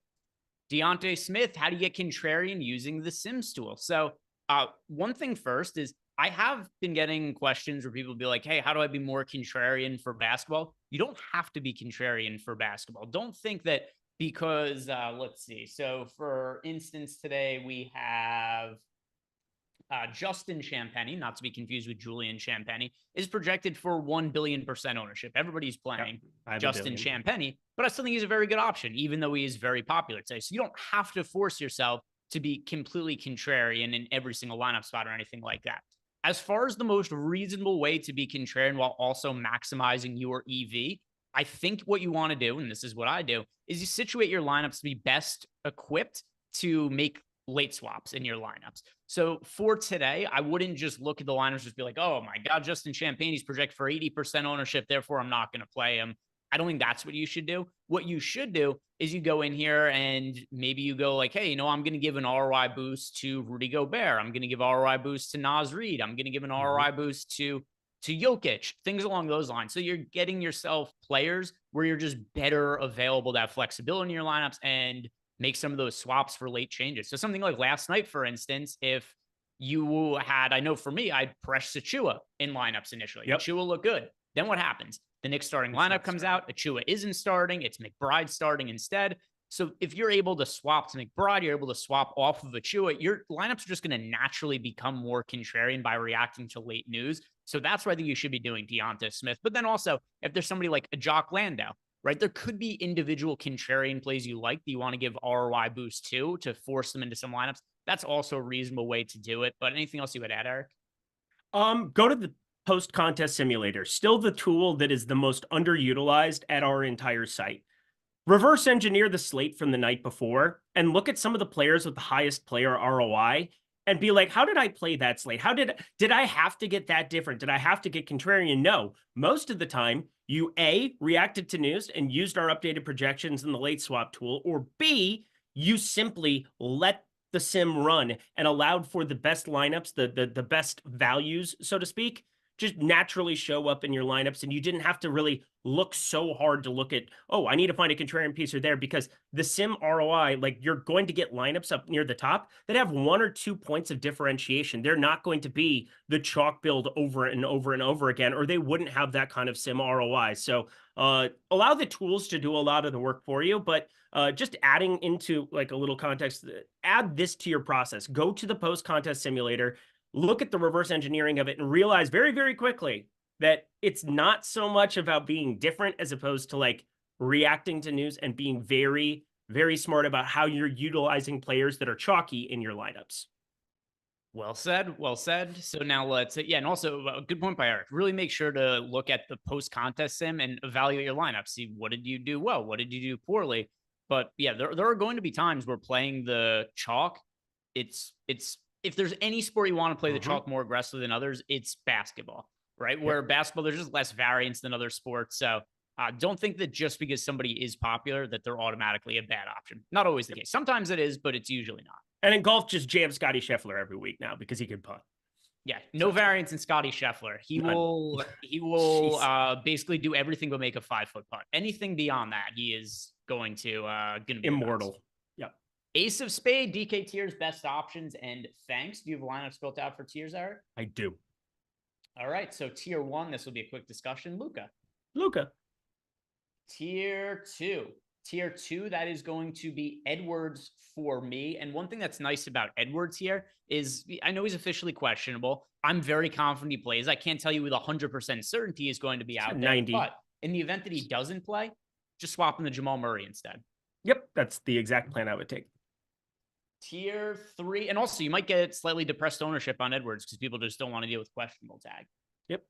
Tier 3, Fred VanVleet. Yep. Tier 4, this is a tighter one with more options, but Devin Vassell. Yeah, he's the best tournament play on the slate.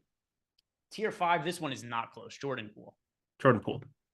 Everybody's out for the Wizards that matters. I guess I'll pretend for all intents and purposes that Jordan Poole matters, but like he's an actual guy that we know takes shots, carries a high usage rate, and he just doesn't belong in this tier with players like Brandon Miller. And I mean, Naz Reid actually is really interesting here in the event that Rudy Gobert is ruled out and Naz Reid is starting. We need so many things to go in the favor of Naz Reid. And I still think the most likely scenario is that Naz Reid sits. So Jordan Poole in tier 5. And then tier 6 for me, that is going to be Amin Thompson. There we have it. Thank you for the super chat. Ace of Spade, Bobby Bees, Gil or gamble on Garza. He says that he's already got Ant in his lineup on DK. Oh, as a guy who has a show called Lindy's Leans, Likes, and Locks, the alliteration, just 10 out of 10 no notes. Here for alliteration. There was a slate last year. I don't remember exactly when it was, but it was a slate that I was pretty positive that Luka Garza was like the best play on the slate. I got him at 1%. You had Rudy Gobert out and he played like 10 minutes. And it is, do you remember that? I had like 90% Garza, maxed out everything I could and got obliterated. I don't trust Luka Garza minutes ever. Now he's 3,200. This is a different team than you saw yesterday where, you know, they have apprehension to put Walker Kessler on the floor. John Collins is traditionally a 4. Lauri Markkanen, you know, traditionally a 4 that's playing the 3. So it's like everybody slides down a position and they were able to go to Kyle Anderson. I still think that is the most likely outcome. Luka Garza could walk into 15, 16 minutes, but I mean, they have such an apprehension to play this dude because of how bad he is defensively. He's an absolute bucket. Like in Iowa, he was an absolute bucket, national player of the year. Like we know he can go get you a bucket, but Jokic, for all intents and purposes, should tool him on the offensive end of the floor because Garza is so flat-footed. I'm just not going to trust Garza the same way everybody else is. Can he go out and nuke in 15, 16 minutes and maybe walk into, a slate winning performance? Sure. But I think it's such an extreme that I'm not going to be gambling on Garza the same way other people might. Yeah, I'm looking to see if there's anybody else I prefer in that price range. So $3,300 is the salary on Gill. Garza's 30. So I'm just going to assume he has 3,300 left. Mm-hmm. Is there anybody else I like more? I think I like Gill. No, but... I'd play Gill over Garza. Gill over Garza for me. The only thing I'll add is if you have $3,400, I prefer Jules Bernard to Anthony Gill, but I don't really have too much. How's that feel to say? Welcome to second half NBA, everybody. God, Jules Bernard. Don't ask me who the hell Jules Bernard is, but isn't that a character from Westworld? For this stupid bring yourself back online, Dolores. Yeah, a little bit of that sounds like Jules Bernard. That literally sounds like the guy's name from Westworld. I'm gonna guess he's a musician, but just subbing in to play. He's a scientist, but close enough. Yeah. But anyway, yeah, Bobby B's. I do prefer Gill to Luka Garza. Teddy Wayman says, as a Jazz fan, it sucked, but it was indeed a dunk. Teddy Wayman has weighed in. And also, we got a new injury update for John Collins. It has gone from a concussion to a contusion to a face injury. Does anybody ever let him live that down as long as he's in the NBA? Like, I kind of feel bad for him. And I mean, I'm obviously a Timberwolves fan, so I love it. I ordered the poster in wood form already. That's a thing that's happened. But I don't understand how you'd go to work the next day. He's not. He's going to sit out tomorrow. That's what I'm getting at. Yeah, it's incredible. He's going to take some time off. He's going to take some time off. He's going to think about what he did. And maybe they'll just forget about it. And then he's going to go back to being a dog shit player who gets paid a decent amount of money. That is a good enough fantasy producer, but the advanced analytics suggest he's terrible. And then he'll go back on about his life. Race Fan 22, how many Wizards and priority of all of them? And thanks. Oh my God. I mean, priority Champagne. I mean, that's the guy. Champagne. All right. So I wouldn't want to play more than 4 Wizards in a lineup. Fair. I don't want to play more than 4 Wizards. And another thing, too, about some of these guys is while a lot of them are fairly cheap, I think the minutes are going to be spread out amongst these bench guys. Yep. They sure are. Right. So like Jared Butler makes his way into some lineups for me. Anthony Gill makes his way into a couple of lineups for me. Same with Jules Bernard.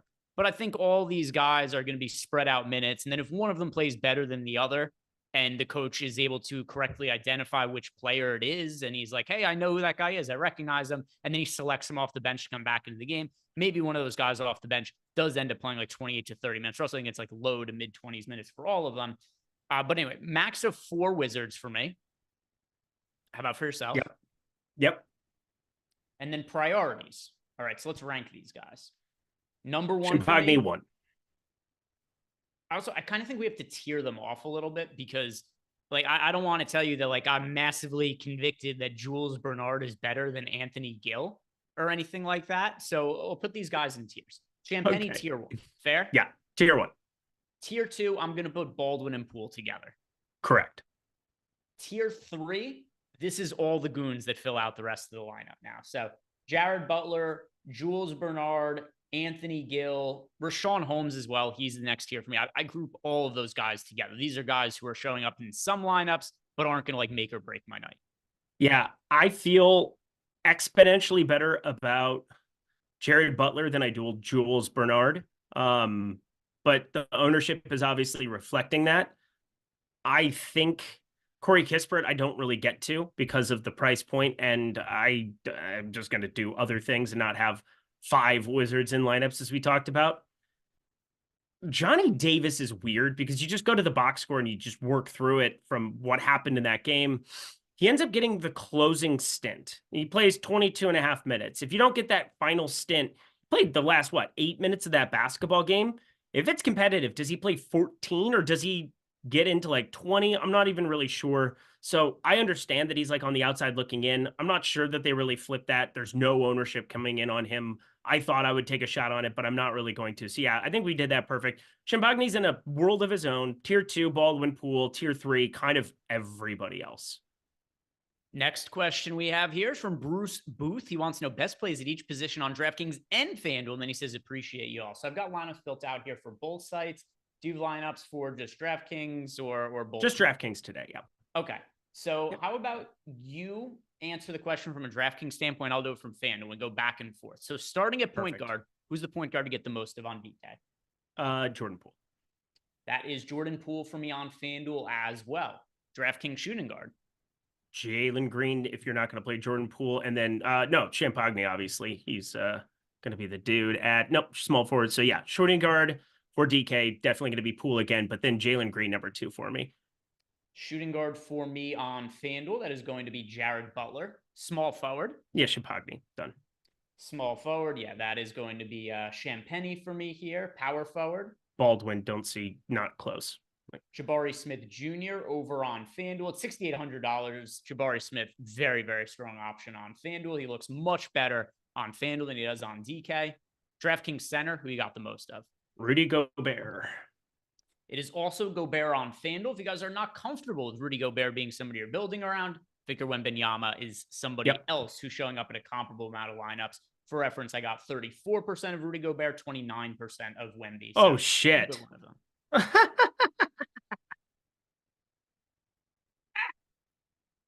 Look at the starting lineup for the good, because this is exactly one of the only goofballs we haven't talked about from the Wizards in the starting lineup. The starting 5. I talked about Jordan Poole. I'll save the treat for last.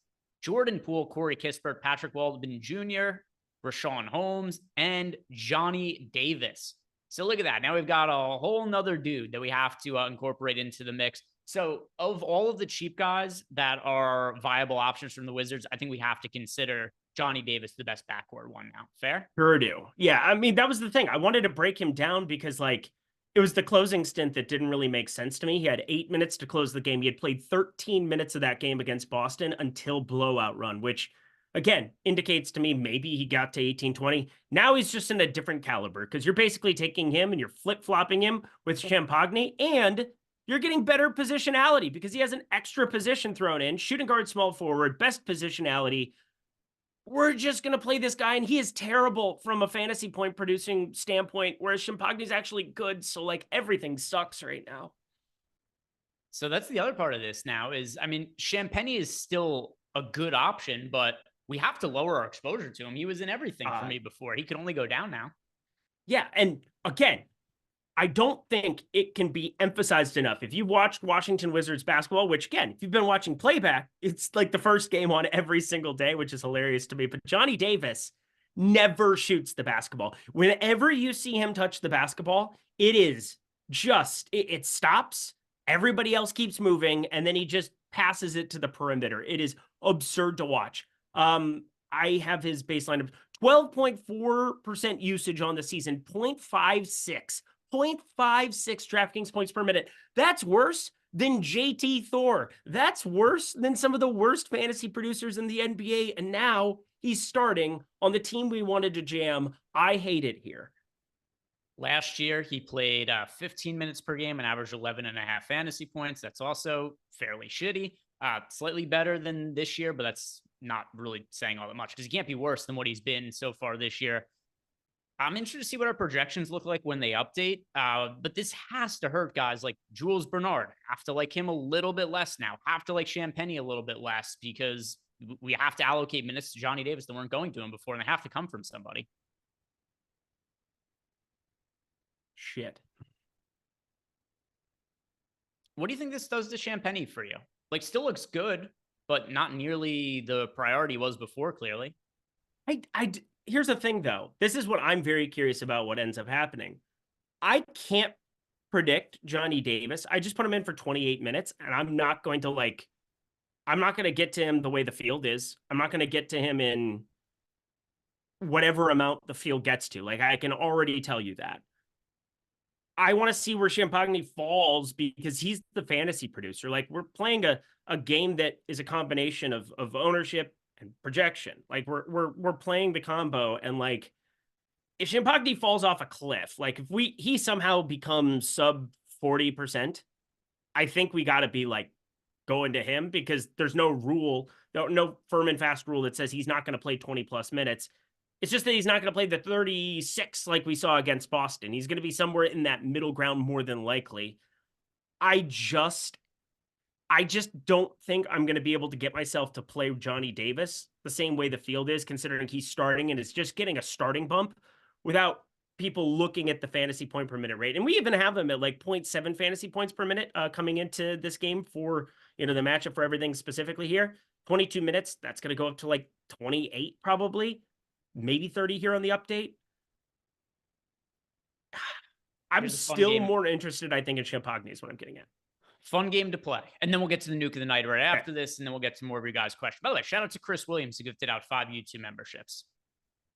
What is going to be, assuming not saying that this is what is certainly going to happen. If the Wizards get blown out, what is the closing 5 in garbage time? Oh, I mean, come on now. It's a fun game to play. Well, you take Poole off. That was the same thing that I said on Sunday. I said Poole has 0 chance of closing if they're getting completely slaughtered, and that's exactly what happened. Didn't matter because Jordan Poole smashed, and I had like 100% of him like everybody else anyway. But I'm gonna go. It's got to be Johnny Davis still. I'm gonna go Johnny Davis, Patrick Baldwin, Justin Champagny, Gill at the center, and Jared Butler probably still stays out there. I think Jared Butler plays quite a bit no matter what. I'm going to say Davis, Bernard, Butler. Yep. Champagny, and Anthony Gill. Those 5. Same 5. That's what I'm guessing. Isn't this fun? Guess. Isn't this so fun, guys? We're having so much fun. Oh yeah, the best. This is what you want to be doing. You want to figure out how many minutes Johnny Davis is going to be playing with a couple weeks left in the regular season. Unbelievable.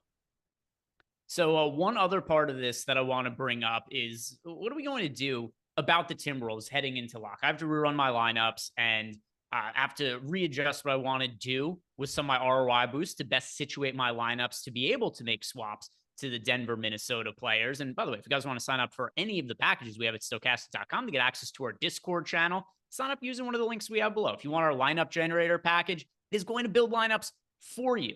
But also, if you want to make some alterations to those lineups, it includes our player projection or ownership projections. You could change that right within your lineup card there. You can save up to 20 lineups, export them into a CSV, upload them then directly to DraftKings or FanDuel. Or if you want access to our Sims packages, also, link for that below, and all of it includes Discord access. You guys can ask us questions whenever you want.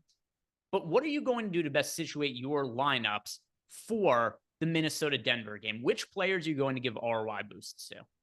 Yeah, so I tipped my hand a tiny itsy-bitsy bit. I'm actually trying to unreg my computer. You guys can't tell, but it is completely frozen on my side now. Something just happened. I'm not sure. But I am going to try to account for this news by just playing a lot of Rudy Gobert and hoping that he ends up playing the 40 minutes I would hope he would in a spot like this where it's Jokic, and then you're going to have him out on the floor every single second, unless he gets in foul trouble, that he possibly can against Joker here. I think that for me, that's kind of where I'm going at. We're both on the same page where Anthony Edwards is made of pure, just Georgian steel, and we love him so much for it. I'm going to play him. I'm going to play him a lot. I'm going to hope he plays really well because he's expensive and different. KCP's probably going to run in circles and do everything he can to shut him down. He's probably going to chuck it 30 times and shoot terrible because that's generally what happens on these back-to-backs. It's happened a number of times as a Timberwolves fan watching him on these back-to-backs where he's just chucking and can't hit anything, but who cares? I know he's going to have a 30+% usage without Karl Anthony Towns out there. He already had it. He's going to have right around 35% usage. I think just playing a lot of those two guys. And then Kyle Anderson is a very interesting piece to me. One, because I think he has utility regardless of the way that the news breaks out. Like, I think that you're going to have Kyle Anderson be the main beneficiary of the Naz Reid news. We're both on board where we think he's like, I think he's more 50-50. You think it's more like Naz is probably out. I think that either way you look at that, he can be a beneficiary. But if you get anything that happens to Ant or to Gobert, pre-building lineups with him, I think just makes sense. McDaniels is at a price point. I don't think we really need to entertain it. Not a great fantasy producer. And when you look at him relative to this Washington, this bunch of goobers that we're going to be clicking on there, he doesn't really stand out to me in the same way. But I like getting to Kyle Anderson, who can play point and can play the 5. He's just like the ultimate Swiss Army knife for this Minnesota team. I think he'd be an interesting one. I know people have been burned by him recently. Still, going back to his Memphis days, wherever he's been a good fantasy producer. So I think that that's going to be somebody I just pre-bake into lineups. So these are the players who I am going to be giving ROI boosts to. And I think just take all these guys, give them like 10, 15, 20% ROI boost. So it's not like you're getting them in 90% of lineups. You're just getting a little bit more lineups with these players so that you have your lineups a little bit more backloaded. Players that I like giving ROI boost to: Kyle Anderson, Rudy Gobert, and Anthony Edwards on the Minnesota side. On the Denver side, the players that I want to be giving ROI boost to are Nikola Jokic, Jamal Murray, Aaron Gordon. Those guys, those 3 on each sides of the game, it's just going to give me a little bit more exposure to both Denver and Minnesota. Also, if you just have like more, if you only boosted one player, you only boosted Gobert, it doesn't really do you a whole good, because then, he gets ruled out and maybe you want to play Garza. Well, then you just have a bunch of salary left on the table. So that's why you want to try to get it where you get multiple players from this game into lineups now and just give yourself more of that flexibility, particularly on a 5-game slate where it's a little bit more limited. And also, the Washington value doesn't look as good now that we have this projections update. I'm going to run through it with you guys right here. And we don't project Johnny Davis particularly well. It's projected for 18.4 fantasy points. Eric kind of walked us through it before. He's somebody who's not a very good fantasy producer, and it wasn't something that I thought of at first glance until I looked at the numbers after Eric brought it up, because I haven't thought about how good or bad Johnny Davis is a fantasy producer ever. Why would I give a shit about Johnny Davis until just now? Didn't think of him as somebody who was going to be starting, but now that he is, we only have him project for 18.4 fantasy points. So we got Jules Bernard at 18.9. Butler at 22.3. Champagne's at 24.43 now at $4,200. So I'd say the best overall value here, Patrick Baldwin. Patrick Baldwin is by far the best value on Washington. Fair to say? Yes, very much so. Jordan, I can't see you. I can't see Greg. I can't see anybody right now. I have to just close my laptop quick and reopen it because everything's frozen on my side. All right. What if he just went blind? Is that possible? I don't know. Just put up all the exotic stuff now while I'm gone. See you in a second. All right. Should we do the nuke of the night while Eric's gone? All right. Yeah. Let's really make him upset. So, Jordan, play the animation. It is time for the nuke of the night. In case people are wondering where Eric went, he actually blows up this time. Bang. And there it is. Eric's nutsack has been blown off. As for tonight's nuke of the night, kind of tipped my hand there a second ago. I'm going with Patrick Baldwin because he is now by far the best value option that we have on Washington. There was a bunch of guys that we like getting to before, like we like getting to Champagnie, for instance, but he's kind of fallen by the wayside now. Patrick Baldwin made sense before. Now he's confirmed as starting.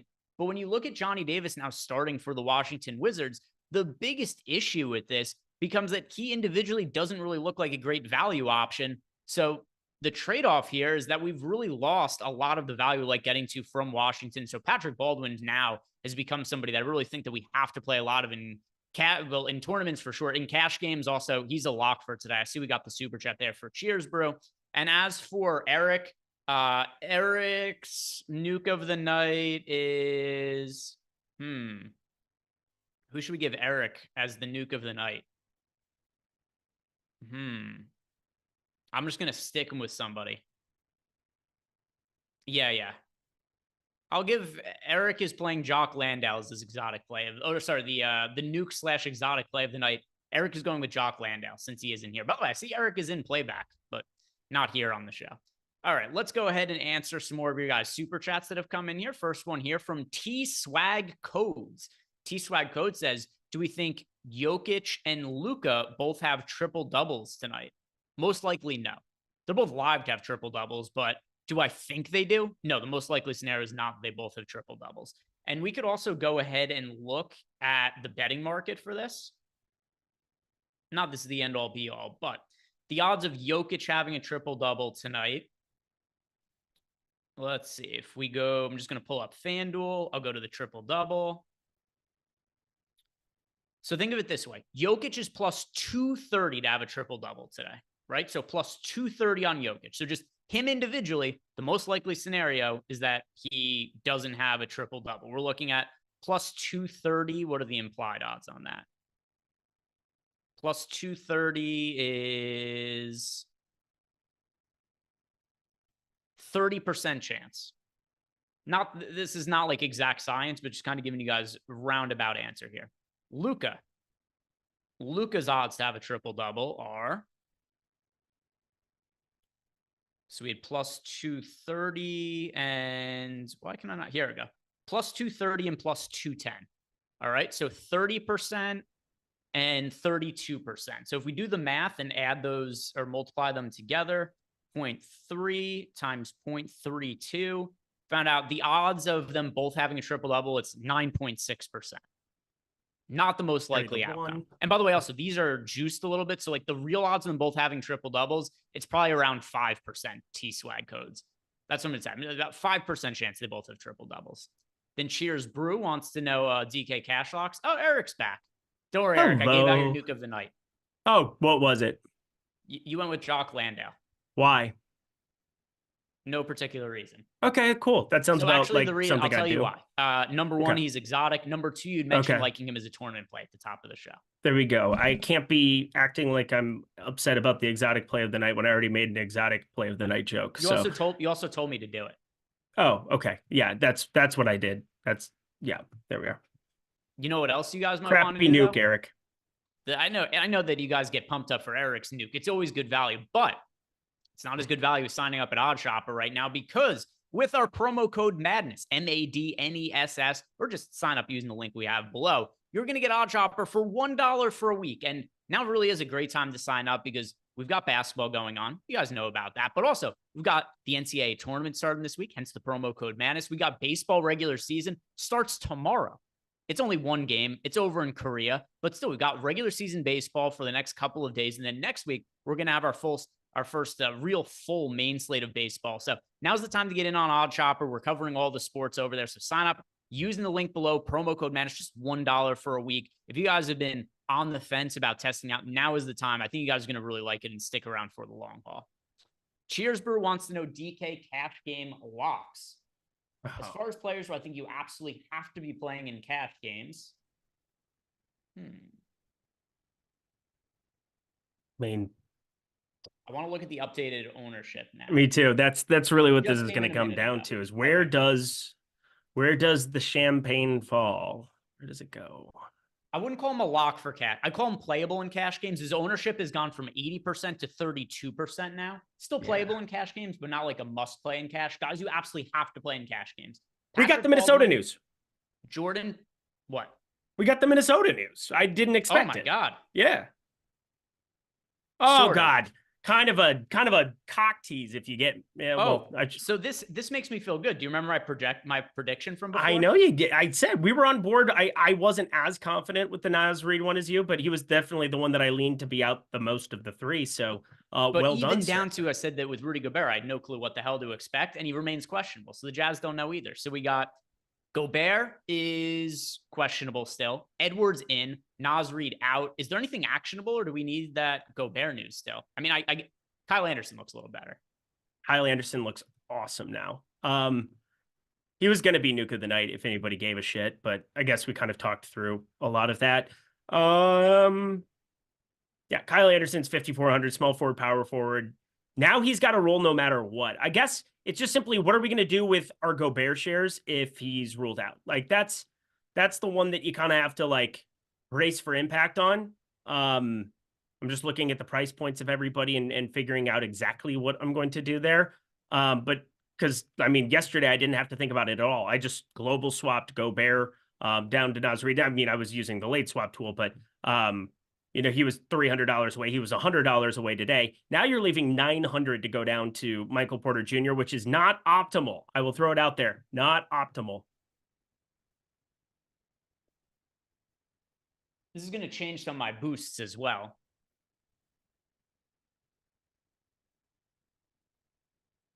Kyle Anderson, definitely somebody that I'm going to want to be boosting. That's the primary one, I would say now. Kyle Anderson. Mr. Anderson. Yeah. Jake Lindland wants to know single entry locks for DraftKings and FanDuel. So if we're talking both sites, across both, Jordan Poole, Patrick Baldwin, Luka. Yep. Malcolm revamped so close to 5K on tiers last night. Who do we play tonight? So we got the question before from Ace of Spade. I'll run you through it again. Malcolm revamp, and even if you didn't win, sounds like you were close to winning. You probably had yourself a pretty good night, so congrats on that. But Luka in tier 1, tier 2, Edwards, tier 3, Fred VanVleet, tier 4, Devin Vassell, tier 5, Jordan Poole, tier 6, Eamon Thompson, just to recap what we talked on earlier. Then we got another super chat here from Jason Oder. He says, with Reed out, does this increase NAW exposure? I know he started the second half yesterday. That was a reactionary thing from Reed. I think you need Gobert out as well to really have it be something that's crazy impactful. I mean, the starting five is very, very clear cut. If you like, it's just Kyle Anderson's going to start over Nah. With it, I don't want to like up. I did have like a share or two of NAW. The problem is he's 5K now. He is 5K, and he's traditionally not a good fantasy producer. I know he shot the ball unbelievably well here in a recent stretch of games here. 39 minutes against the Lakers in that start. 3 for 4 from 3, 6 for 11 from the field. I mean, these are not normal NAW things. So I'll probably get to maybe a share. Now I got 20 lineups. I ended up trimming 5 before that contest filled, but I am probably not going to be doing anything with him. It's a different matchup too, because I don't think that the Timberwolves are going to want to play. Well, I mean, I know that Gobert is in now, but that he's still questionable. We don't know if he's going to be in or out. But even if Gobert sits, I don't think that the Timberwolves are going to want to be like, hey, small ball against Jokic. Correct. That would be not good. And also, you don't want Luka Garza against Jokic. I can't emphasize that enough. Like, Luka Garza, let me just even pull up what it is in dunks and threes. Because, I mean, this was like the main wart why everybody was asking, why isn't he a lottery pick? Why isn't he a lottery pick? Why is he a second-round pick for the NBA draft? I'm like, because basketball has 2 halves of the court. And if you're really, really, really incompetent on one half of it, you're kind of a problem. So let me pull up Garza. This is a very long time ago. Do you remember the time there was the guy in chat insisting that we were idiots for thinking that Cade Cunningham would have a better NBA career than Luka Garza? I mean, that's the most ridiculous take that I've ever heard in my entire life. Greg, I want you to just guess what percentile defender Luka Garza is in terms of plus minus on dunks and threes. 8th percentile? 6th. All right, that was close. Good guess. Good guess. He's not good. I mean, he's not good on offense either. Yeah, and he's always been good off. No, he's been a good shooter. Last season, he had a plus 3.2. He played all of 8 or 9 minutes a game, and generally, when you get on the floor, you're playing against backups. So it's going to make you look better in terms of estimated plus minus. So you almost have to like take it with a grain of salt there that Luka Garza, the numbers can lie. In fact, when your true shooting is 65.1% for a season, but you're only averaging 8.7 minutes per game. Wonder why that is. Let's go ahead and answer some of the questions that we have here in Discord. And the next question that we have here, I've been trying to answer a lot of your guys' questions as we've gone. Like, a lot of people are asking about ROI boost. That's why I've just been talking about it as we go, as opposed to just answering all these questions individually. But once again, biggest positive ROI boost of the night that makes sense to me is Kyle Anderson. Hey, I'm Drew. DK cash plays and then wants to know, is Luka one of them or Wemby? I prefer Luka to cash games to Wemby. Luka Doncic, yes. M. Grizzly, who are you most overweight to and underweight to on DraftKings? I will tell you in 2 seconds. It is also a little hard to know because I'm not positive what the ownership is going to end up being here now. I assume the player I'm going to be most overweight to is Kyle Anderson. I would assume that too. Again, I love seeing people be like 5,400 Kyle Anderson, LOL. It's like, all right, I'll roll it out. I will fire it up in bulk. Nobody else wants to. Eric is not broken yet. No, not broken yet. We'll see. We'll see. Next Paul George scratch might send me over the edge, but Can't wait. it's been a couple of years. We're still running pretty good in that department. Anybody you think you'll be underweight to? I assume Johnny Davis for me. I'm assuming Johnny Davis. Definitely Johnny Davis. I can't imagine that I get to a share of Johnny Davis. That's the most clear-cut one. VA Prince wants to know a piece of chalk that we would not want to play in single entry. All right, I like this question. We just got ownership update, by the way. Awesome. Piece of chalk I'd be least likely to play in single entry, probably Devin Vassell. Okay. Yeah, Devin Vassell I love, so we are on opposite ends there. I do too, but if you have to pick somebody who wouldn't be in a That's single fair. entry lineup, I mean, assuming he's going to be like fair way to look at 35, 40% owned in single entry, it's $7,300. I'd say probably him. That's a fair way to look at it. Yeah, I get it. I would be inclined to play Vassell, and piece of chalk I'd be willing to get away from. I guess if he's going to be 32%, I'd say Champagne, but I think he's a good enough fantasy producer. I don't want to get crazy by saying I want to be underweight to that number in tournaments. So yeah, it's kind of probably going to be somebody in that mid tier. I'll say Victor Wembanyama. I'm lower on Victor Wembanyama than I normally am today. Next question here is from Einsteinium. He wants to know, is Anthony Gill a good pivot off of Baldwin? No. Not a chance, no. Yeah, I'd just rather play Baldwin. I'm going to play Gill, who's the best pay-up option on DK? Jokic, Wemby, or Luka? Luka for me. Luka.